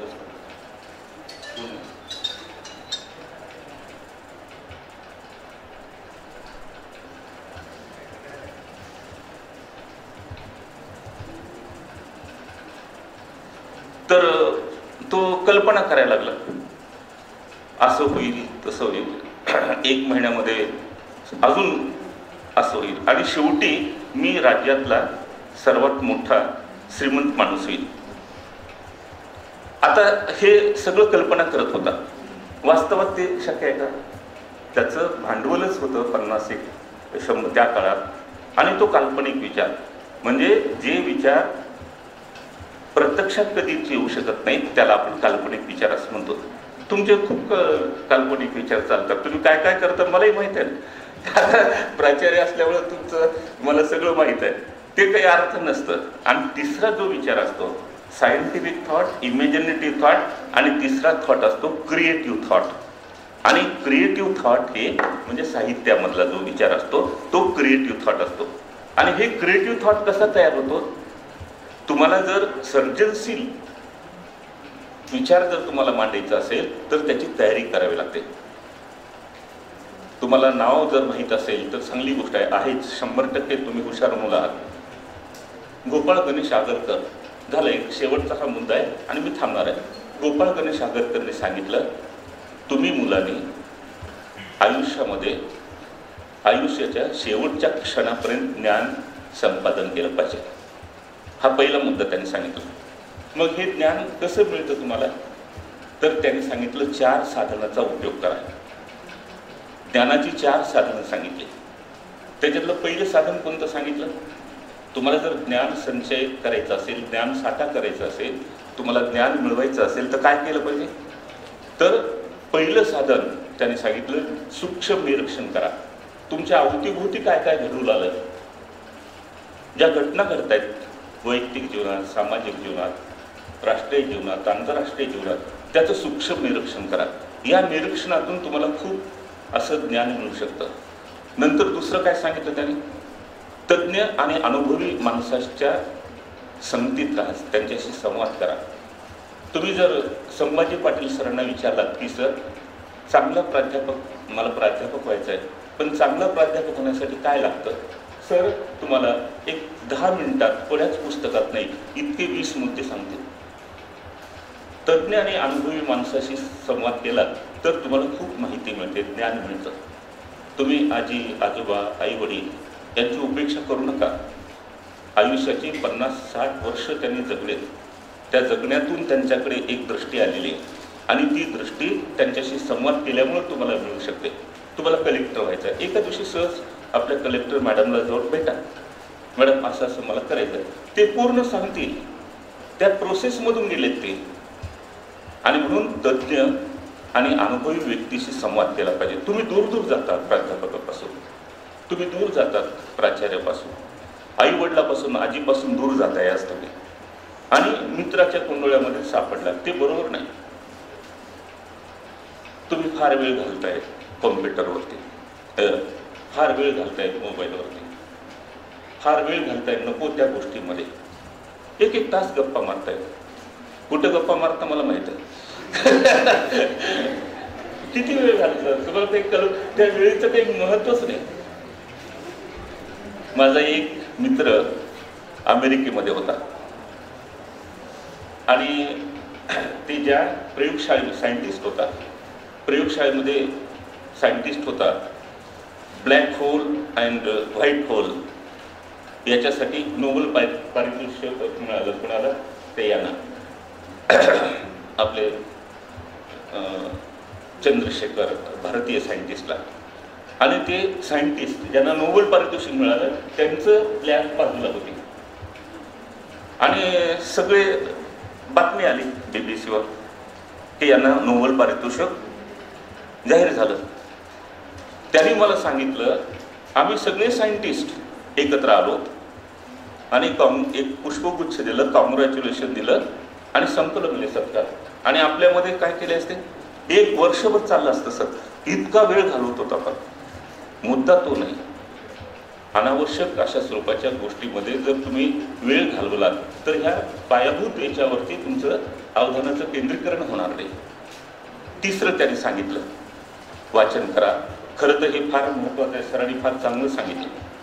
तुम्हाला खरं सांगू, वाचाल तर वाचाल असं एक म्हण आहे. दररोज 2 घास कमी खा, पण दररोज 2 पानं नियमित वाचा. हे खूप मोठ्या लोकांनी, याच्यावर मी किमान 1-2 तास पुन्हा कधीतरी तुमच्याशी बोलेन. फक्त वाचनाचं महत्त्व. मुद्दा असा आहे, जर तुम्ही मूलभूत अभिजात ग्रंथ वाचलात तर तुम्हाला ज्ञान मिळेल. तिसरं त्यांनी साधन सांगितलं, तुम्ही निरीक्षण करा, त्याच्यातून ज्ञान मिळेल. दुसरं, तुम्ही तज्ज्ञ माणसाशी संवाद करा, ज्ञान मिळेल. ग्रंथ वाचन करा, ज्ञान मिळेल. आणि तिसरं, चौथं फार महत्त्वाचं सांगितलं, जे तुम्ही पाहिलं, जे ऐकलं आणि जे वाचलं त्याच्यावर तुम्ही स्वतंत्र चिंतन करा. आणि हे जेव्हा स्वतंत्र चिंतन करता तेव्हा तुम्हाला काहीतरी नवीन विचार सुचतात आणि हे खरं निर्मिती असते. हेच ॲप्लिकेशन एखादी कविता लिहिताना तुम्हाला तयारी करावं लागते. पहिली स्टेज असते, तयारी करावं लागते. समजा निसर्ग कविता लिहायची आहे तुम्हाला, किंवा हे समजा कथा लिहायची आहे. सरांच्या सगळ्या कथा वाचल्या पाहिजेत, यगदोषींच्या सगळ्या कथा वाचल्या पाहिजेत, गाडगिळांच्या सगळ्या कथा वाचल्या पाहिजेत, सगळ्या ग्रामीण कथाकारांच्या कथा, सगळ्या दलित कथाकारांच्या कथा, जे नवयुग कथेचं आलं त्याचे जे काही सगळे कथाकार, हे सगळं वाचन, ही तयारी आहे तुमची. त्याच्यानंतर इन्क्युबेशन, त्याच्यावर तुम्ही मनन करायला पाहिजे. आणि जेव्हा तुम्ही मनन करता तेव्हा स्फुरण होतं, स्पॉन्टेनिटी येते.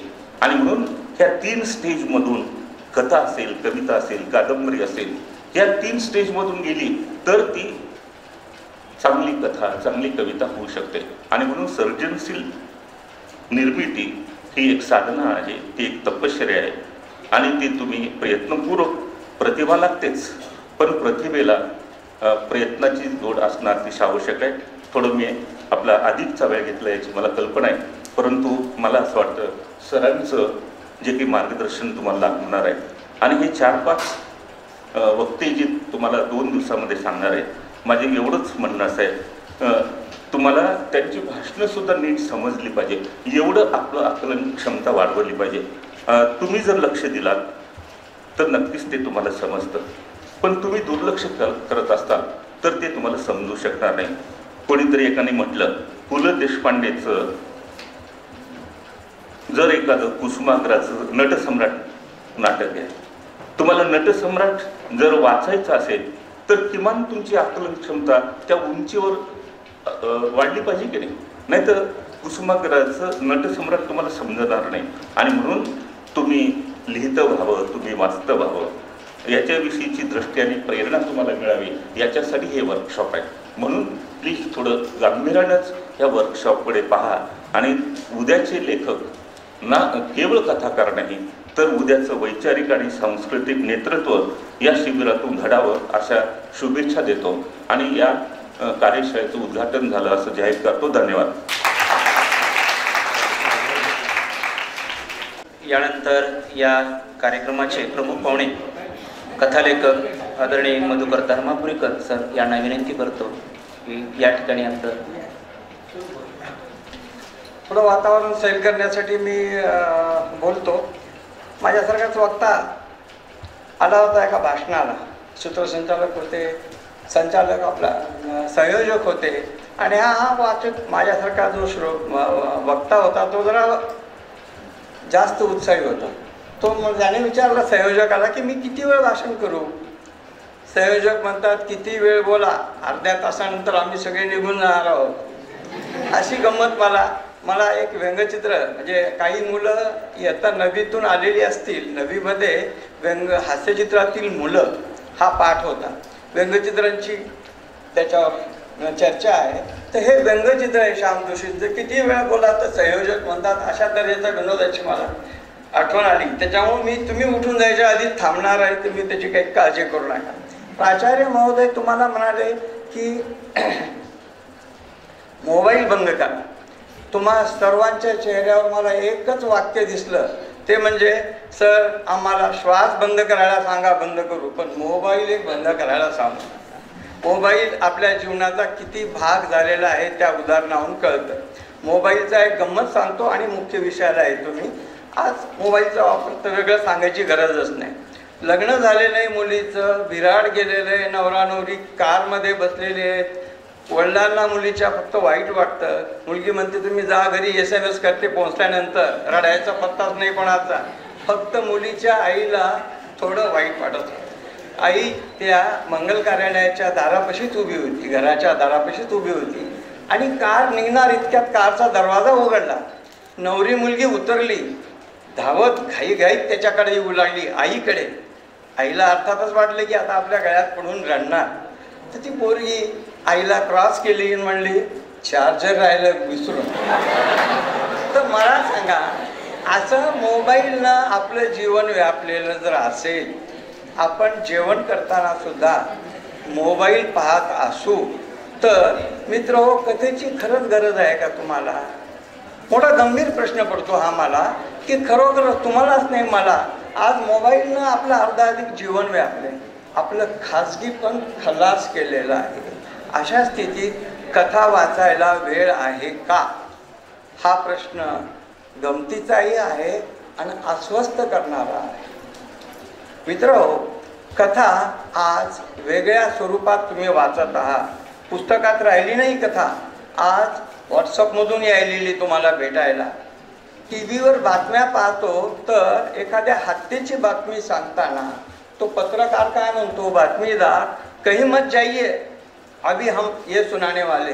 आणि काय सुनाने वाले आहे तर ती हत्या कशी झाली त्याचं ते ॲनिमेशन करून त्याची गोष्टी स्वरूपात तुम्हाला दाखवल्या जातं, आपल्याला ती गोष्ट पाहता येतात. आपण हॉरर किंवा क्रिमिनल स्टोरीज ज्या OTT वरच्या आहेत त्या इतक्या जबरदस्त आहे की हे शास्त्र, मीडिया शास्त्र इतकं पुढं गेलेलं आहे की आपल्याला हलू देत नाही हो. विशेषतः काय म्हणतात त्याला, हत्येचे आता पुष्कळ आहे, दिल्ली क्राईम किंवा अशा प्रकारचे बरेचसे क्राईम्स आहेत, स्टोरीज आहेत, ते वाचताना आपण पाहताना थक्क होऊन जातो. मग प्रश्न पडतो की साहित्याची गरज आहे का? साहित्याची, कथेची गरज आहे का खरोखर? मी इथं बसल्यानंतर सारखं पाणी पित होतो. त्याचं कारण तुम्ही सर्व युनिफॉर्ममधले पोरं, कोट घातलेले पोरं, ते पाहून मला दडपण येऊ लागलं. तुम्ही सर्वजण माझे बॉस आहात. कोट घातले की मला सगळेजण बॉस वाटतात. एकदाच आयुष्यामध्ये मी एकच दिवसासाठी कोट घातला होता, त्याच्यानंतर कोट घातला नाही.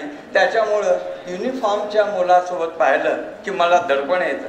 तेव्हा ते दडपण मीही कमी करतो. तुम्हीही कथेच्या उपदेशाचं दडपण कमी करून आपण कथेची काय आवश्यकता आहे ते पाहूया. तुमच्यासाठी मी एक जागतिक कीर्तीच्या म्हणा छोट्या कथा आणलेल्या, लघुतम कथा. कथेचे प्रकार तुम्हाला माहीत असतील नाही असतील सांगतो. कथा ही 1-2-3 पानांची असते. एकाच अनुभवाची कथा असते. वेगवेगळे अनुभव कथेला सोसत नाही.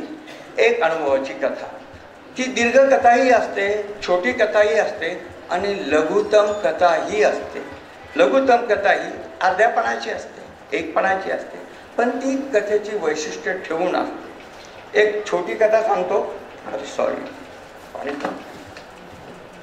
माझी एक कथा भिजली बरं का या पाण्यामुळे. एक छोटी कथा आहे. 4-5 वर्षाची पोरगी शाळेत चाललेली आहे. ती शाळा तुमच्या वेळेसची शाळा नाही, ज्या शाळेसाठी व्हॅन येणे किंवा बस येणे, त्या काळामध्ये मुलं शाळेत पायी जायची. लगबगीने चालली होती बिचारी दप्तर घेऊन आणि तितक्यात पहिली घंटी झाली. शाळेची घंटी हेही प्रकार आता आहे की नाही की माहीत नाही. तर ती शाळेची घंटी झाली. पोरगी घाबरली आणि म्हणली, देवा कसंही करून मला शाळेत लवकर पोहोचव रे, असं म्हणून ती धावायला. धावल्यानंतर मध्येच तिला ठेस लागते, ती पडते. पडल्यानंतर म्हणते, देवा लवकर जाऊ दे असं म्हणलं, मागून ढकलून द्या होय रे मला. अशा प्रकारची ती पोरगी म्हणते देवाला उद्देशून, तू मागून मला का ढकलून दिला. ती ही एक लघुतम कथा. गंमत अशी आहे की या कथेत व्यक्तिचित्रण असतं. कथामध्ये व्यक्तिचित्रण हा महत्वाचा आहे. या लहान मुलीचं व्यक्तिचित्रण आलेलं आहे त्याच्यात. ती भाबडी आहे, तिला शाळेची घाई झालेली आहे आणि देवावर श्रद्धा सुद्धा आहे आणि ती म्हणते देवा मला मागून ढकलतोस का. याच्यात विनोद सुद्धा आहे आणि कारुण्य सुद्धा आहे. ह्या आहेत लघुतम कथा. हिंदी साहित्यामध्ये लघुतम कथा अधिक लिहिल्या गेलेल्या आहेत. मराठीमध्ये लघुतम कथा जवळपास नाहीये. या लघुतम कथांचा तुम्हाला जर नाद लागला तर इथून कथेचा नाद लागेल, कथेतून मोठ्या कथेंचा नाद लागेल. तुमच्यापैकी किती जण कथा लिहितात मला कल्पना नाही. कथा लिहिण्यासाठी सुद्धा आणि कथेचा वाचक होण्यासाठी सुद्धा माणसामध्ये एक प्रकारची संवेदनशीलता पाहिजे. कथा ही वर्षोनवर्षे लिहिली जाते, सांगितल्या जाते, ऐकली जाते. ज्यावेळेस भाषा नव्हती त्यावेळेस आदी मानव शिकार करून आलेली हकीकत चित्राच्या रूपात दाखवायची. चित्राच्या रूपात दाखवलेली ती घटना म्हणजे एका अर्थानं कथाच असते. कथा ही सांगणं माणसाची गरज आहे. ज्याच्या मनामध्ये कुतूहल असतं आणि माणूसपणाचं लक्षण म्हणजे कुतूहल. कुतूहल असलं की कथा सुरू होते, कथा तिथं उद्भवते. तर अशा तऱ्हेचं कुतूहल आज मीडियाच्या स्वरूपात रूपांतरित झालेलं असल्यामुळे कथेवर फार मोठे आव्हानं आलेले, कथा अडचणीत आलेली. तुमच्यासारख्या तरुण पिढीच्या हातातच आहे कथेला पुनरुज्जीवित करणं. आजही कथा लिहिली जाते, अधिक चांगल्या पद्धतीनं लिहिली जाते. त्याच्याबद्दल मी सांगतो. या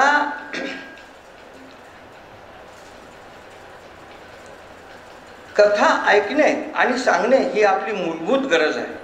अगदी लहानपणी आजीनं कथा सांगितलेली असते, ती कथा वाचूनच आपली जडणघडण झालेली असते. आपण डोळ्यात प्राण आणून, कानात प्राण आणून ती कथा वाचत ऐकत असतो. कोणता राजकुमार असतो, अडचणीत आलेला असतो, राक्षस आलेला असतो, हे सगळं भयाचं वातावरण, कल्पना विलास आपल्या मनात तयार होतो आणि एक वेगळ्या तऱ्हेनं समज येते आपल्याला. उत्तर भारतात एक म्हण आहे, कथा ऐकणारा पण पाहिजे असतो, सांगणारा सुद्धा पाहिजे असतो. जिथं कोणाला उत्सुकताच नसेल तर काय, तर कथेत ती म्हण अशी आहे, जिधर नाही सुनवैया वहा मरा कहवैया. जिथं कोणी ऐकायलाच नाही तिथं सांगणारा मरूनच जाणार की हो, त्याचं कोण ऐकणार.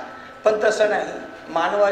माणसाची मूलभूत प्रकृती दुसऱ्या माणसाची हकीकत ऐकण्याकडे असते आणि कथेला प्राण देत असते. एका समीक्षकानं म्हणलेले, कथेच्या व्याख्याही पुष्कळ आहे. कथा म्हणजे अंधाऱ्या खोलीत पडलेला कवडसा. फक्त कवडशाचंच येतं, त्याच्यावरून लक्षात येते की कथा आपल्याला एक चटका देऊन थांबते. कादंबरी एक मोठा विस्तार सांगत असते. कविता एक वेगळी काव्यमय प्रकृती आपली मनस्थिती तयार करत असते.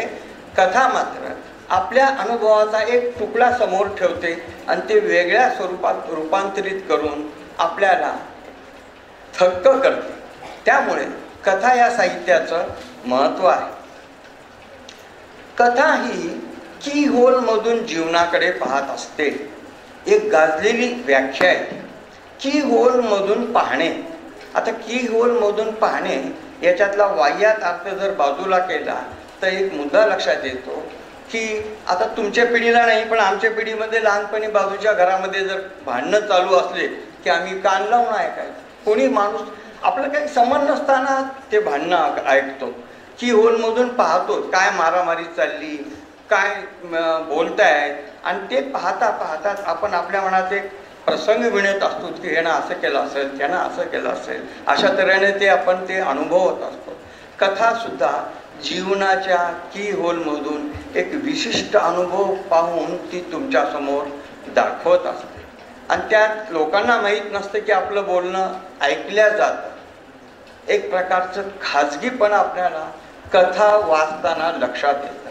हे खाजगीपण जर नसेल ते कथा बटबटीत होते, उथळ होते. उथळ कशी होते त्याचंही उदाहरण सांगतो. नवरा बायकोने एकमेकाला हार घालताना ती त्याची बायको असते, तो तिचा नवरा असतो, त्याला हार घालताना फोटोकडे कशाला पाहायचं, कॅमेराकडे कशाला पाहायचं. एखादा महाराज असतो, महाराजाच्या पाया पडतो भक्त, पाया पडताना कॅमेराकडे. महाराज सुद्धा आशीर्वाद देताना सुद्धा कॅमेराकडे जर पाहत असेल तर तुमच्या दोघांचं वैयक्तिक नात्याला काय आहे.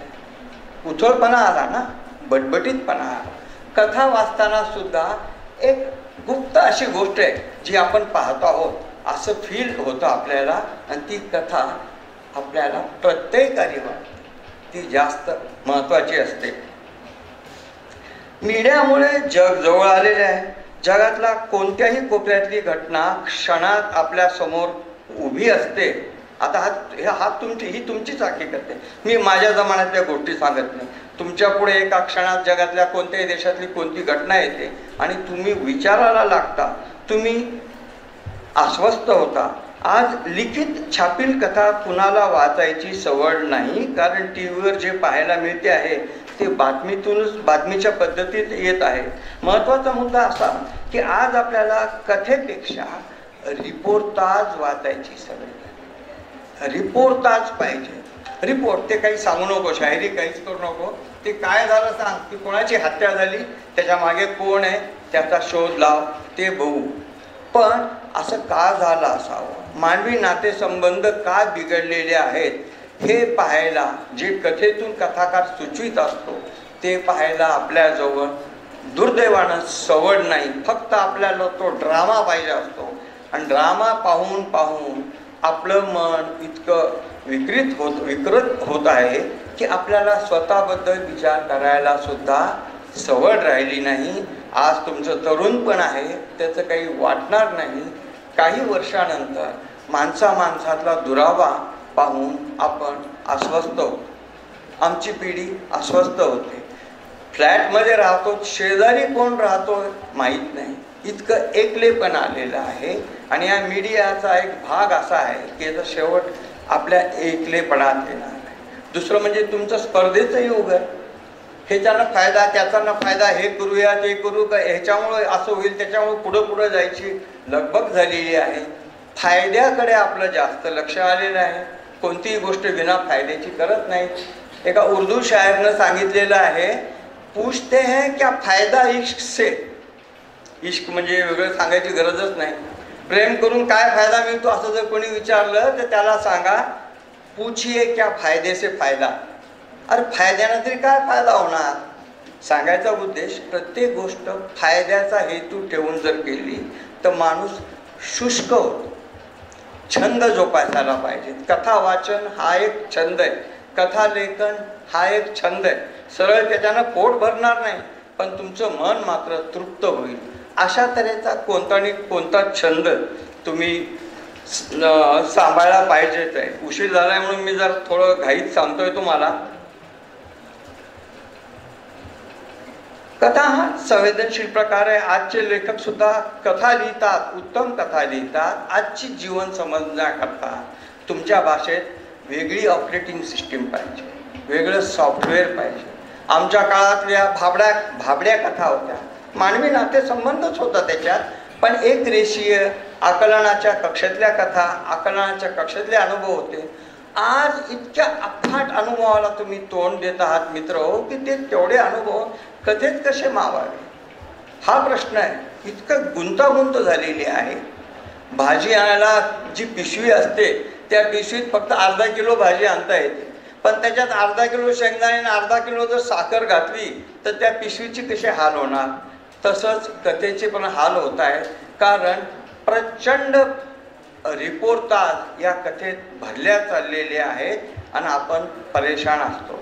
तेव्हा ही कथा समजून घ्यायची पण एक वेगळी मानसिकता आहे, ती तुम्ही शिकून घ्या.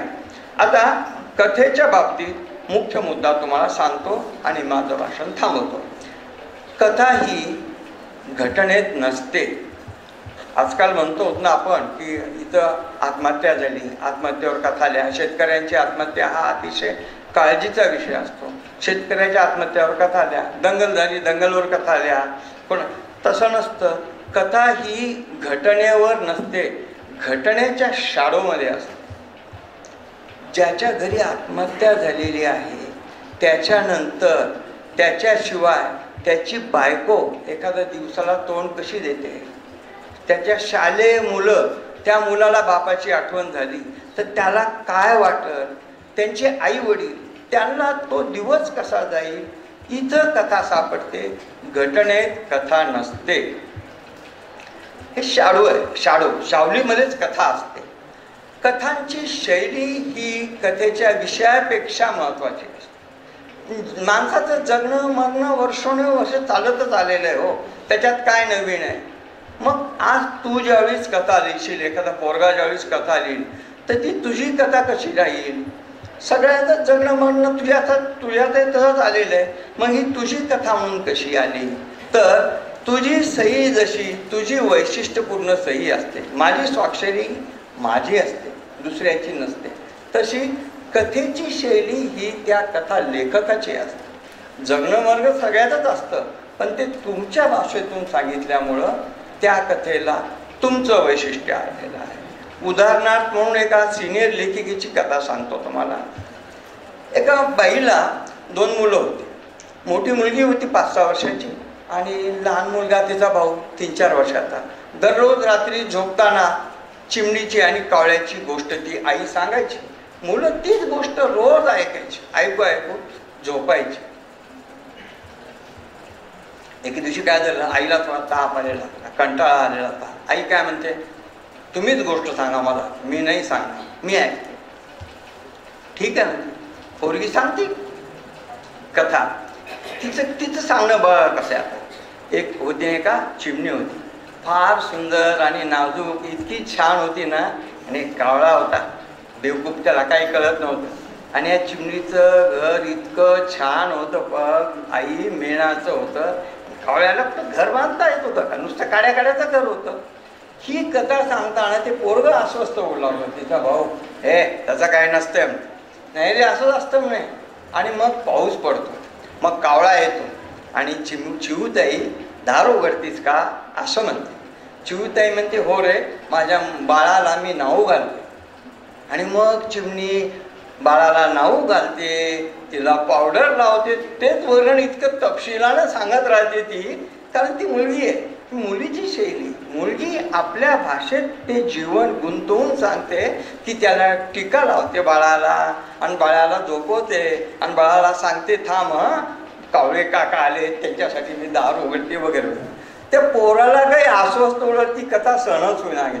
हॅटमध्ये खोटी कथा सांगतेस तू, बाजूला ढकलतो आणि मी सांगतो.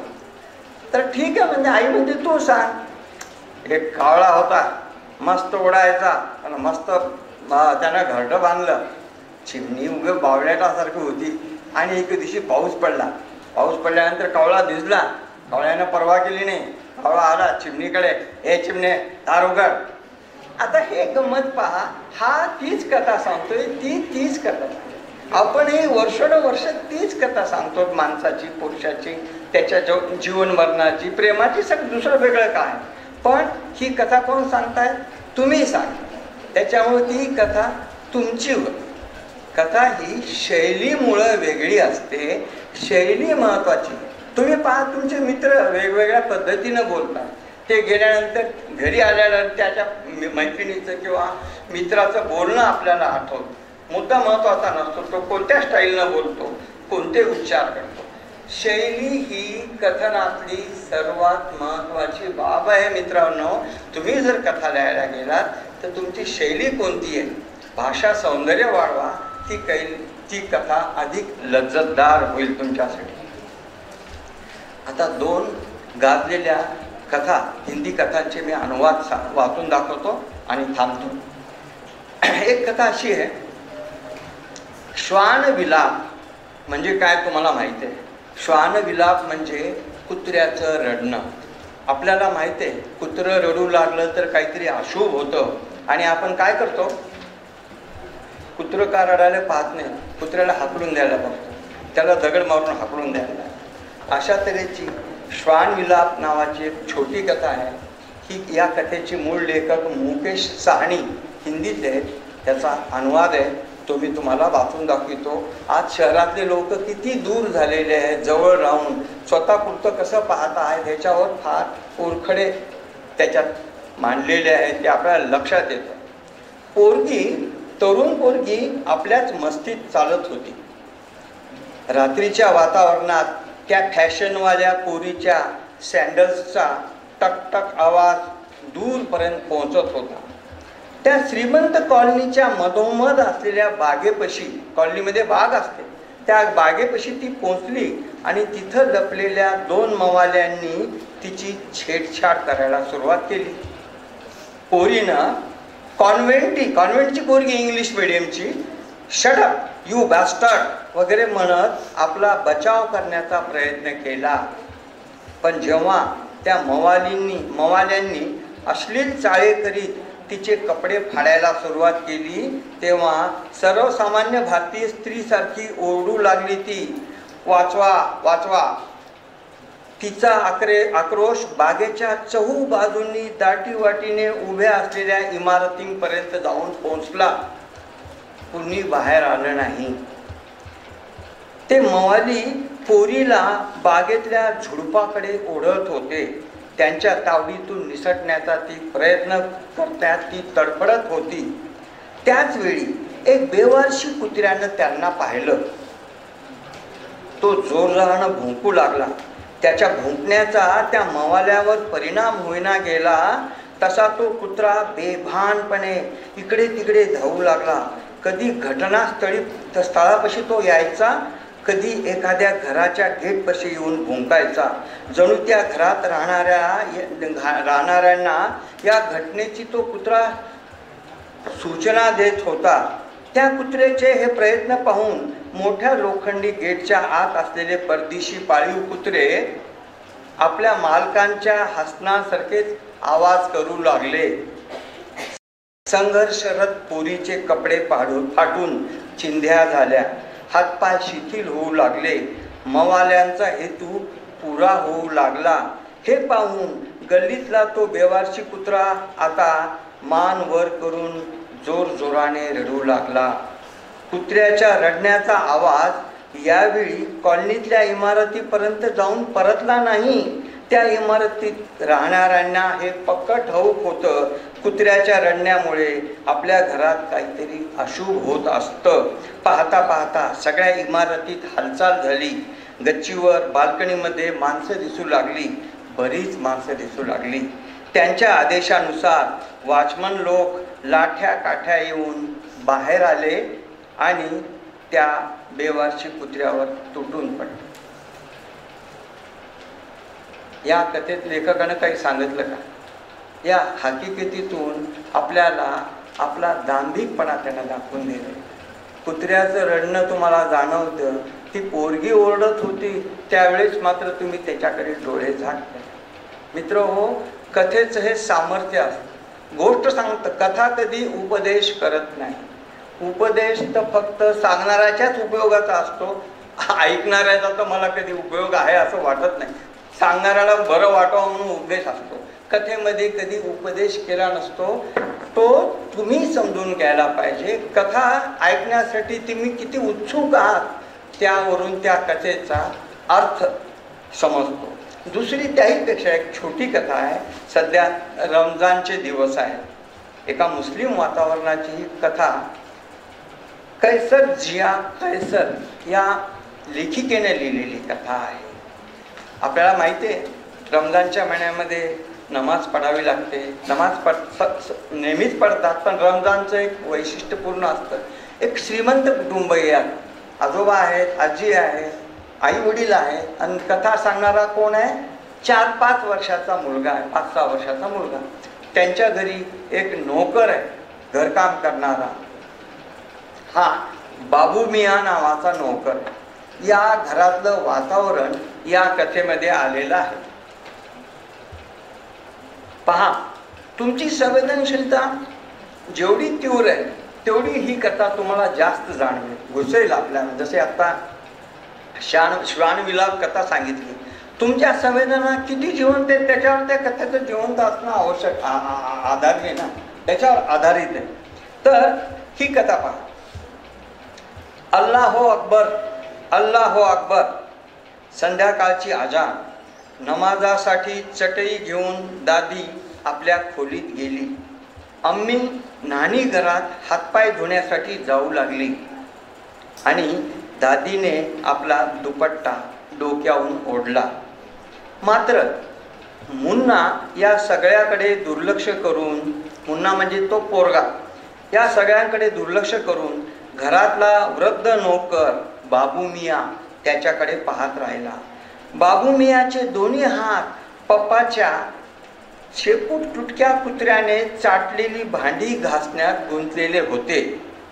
आज आम्हीमुळे त्या बिचाऱ्या बाबू मियाँला बोलणी खावी लागली. तिने त्याला हरामजादा म्हटले, कमीना म्हटले, जलील म्हटले, केवळ एका कारणामुळे, ते म्हणजे पप्पाच्या त्या शेपूट तुटक्या कुत्र्याला दूध न देताच बाबू मियाँ सकाळच्या नमाजासाठी मशिदीत गेला होता. अल्लाहो अकबर, अल्लाहो अकबर, ला इलाहा इल्लल्लाह. अजान संपली. मुन्ना अचंबित झाला. आज त्यांच्या म्हाताऱ्या नोकराने बाबू मियाँने अजानच्या आवाजाकडे ऐकून न ऐकल्यासारखं केलं होतं. अजानचा आदर ठेवून काही क्षणासाठी तो मूक राहिला नव्हता आणि अजान संपल्यावर रीतीनुसार उमेदीने त्याने दुवाही मागितली नव्हती. का बरं? मुलाला राहवलं नाही. मुन्नानं विचारलं, बाबू मियाँ अजान झाली. बाबू मियाँ गप्प होता. बाबू मियाँ आज तू नमाज पढणार नाहीस? बाबू मियाँ गप्प होता. बाबू मियाँ तूच तर म्हणत होतास ना की नमाज टाळणाऱ्याला अल्लाहच्या दरबारात जाब विचारला जातो. बाबू मियाँ गप्प होता. सांग ना बाबू मियाँ, तू काय उत्तर देणार आहेस अल्लाहच्या दरबारात? बाबू मियाँच्या कपाळावर आठी उमटली, भिवया मुडपल्या, चेहरा लाल झाला, डोळे ओलावले. म्हणाला, सांगेन तिथं की आयुष्य भोगून आलोय हेच गनिमत समजा. कथा संपली. मला नमाज पडायला तुमच्या लोकांनी वेळ दिला नाही, मी हेच गनिमत समजा, कशाला जाब विचारता. ही कथा असं धक्का देते आपल्याला. लघुतम कथेमध्ये हे सामर्थ्य असतं की ते चटकन धक्का देते. अशा तऱ्हेच्या लघुतम कथा तुम्ही वाचायला पाहिजेत आणि अशा तऱ्हेचं कथालेखन करावं. यासाठी तुम्हा सर्वांना मी शुभेच्छा देतो. पुन्हा संयोजकांचे आभार मानतो आणि थांबतो. धन्यवाद. महाराष्ट्र राज्य साहित्य आणि संस्कृती मंडळ मुंबई यांच्या संयुक्त विद्यमाने नवोदित लेखकासाठी कथालेखन कार्यशाळेचे अध्यक्ष महाविद्यालयाचे प्राचार्य आदरणीय महादेवजी गव्हाणे सर यांनी वेळातला वेळ काढून आपलं अध्यक्षस्थान घुसवलं, त्याबद्दल त्यांचे मनपूर्वक आभार. यानंतर या कार्यक्रमासाठी महाराष्ट्रातील थोर विचारवंत आदरणीय डॉक्टर नागोराव कुंभार सर हे आपणाला अत्यंत संयम आणि शांतपणाने जे मार्गदर्शन केले त्याबद्दल त्यांचेही मनोगत. विशेषतः ज्यांनी या कार्यक्रमाचं उच्च शिखरावर नेण्याचं एक सामर्थ्य ज्यांच्या कथेमध्ये आम्हाला जाणवलं ते आदरणीय मधुकर धर्मापुरीकर सर. लघुकथा असेल, नवकथा असेल किंवा अलग कथा असेल, परंतु तुम्ही जी मांडलेली अलीकडे लघुकथा आहे त्या संदर्भात ज्या काही कथा मांडल्या त्याबद्दल तुमचे मनपूर्वक या ठिकाणी आभार. यानंतर या विभागाचे विभाग प्रमुख डॉक्टर संभाजी पाटील सर यांचेही मनपूर्वक आभार. या विभागातले डॉक्टर काचे असतील, डॉक्टर उपाडे असतील, डॉक्टर बापूसाहेब असतील यांचेही सर्वांचे मनोगत. पण विशेषतः 9 पासून आपण उपस्थित आहात. हे झाल्यानंतर आपण सरांना पुन्हा एकदा बोलवणार आहोत. तुमचे सर्वांचे या ठिकाणी आभार. विशेषतः सर्वांचे फोटो काढले बनकर त्यांचेही. 10 हिंदी कथापैकी एक कथा आहे डिप्टी कलेक्टर. अमरकांत नावाच्या ज्येष्ठ लेखकाची ही कथा आहे. आज 54 म्हणजे माझा जन्म जेव्हा तेव्हाच ही कथा लिहिलेली आहे. आज सुद्धा इतक्या वर्षानंतर ही कथा किती टवटवीत कथा आहे. पिता पुत्र नात्यावरची, 60चा बाप आणि 25शीत आलेला मुलगा, हे नातं मोठं नाजूक असतं. मुलं त्या अनुभवातून जातीलच. मुलगी बापाच्या गळ्यात पडेल, मुलगा आईच्या गळ्यात पडेल, पण बापाशी मोकळेपणानं बोलायला कुठंतरी अंतर राहून जातं. त्यांच्या दुश्मनी नसते, दुरावा फक्त दुरावा असतो. आणि हा दुरावा बापाचं मन सारखा तोडत असतो. तर त्या घटनेवर, त्या विषयावर आधारित एक ड्युटी कलेक्टरी नावाचं एक पुस्तक आहे, त्याचा अभ्यास केलेला आहे आणि तो एक संग्रह आहे. उर्दू शायरीवरचं एक पुस्तक आहे. मराठीवरून तर उर्दू शायरीची चर्चा आहे. आणि मर्मबंध नावाचे, आलोक नावाचे माधवकृष्ण भाऊराव यांचे फार मोठे यांचं फार गाजलेलं कविता संग्रह. ही 3 पुस्तकं तुमच्या महाविद्यालयाला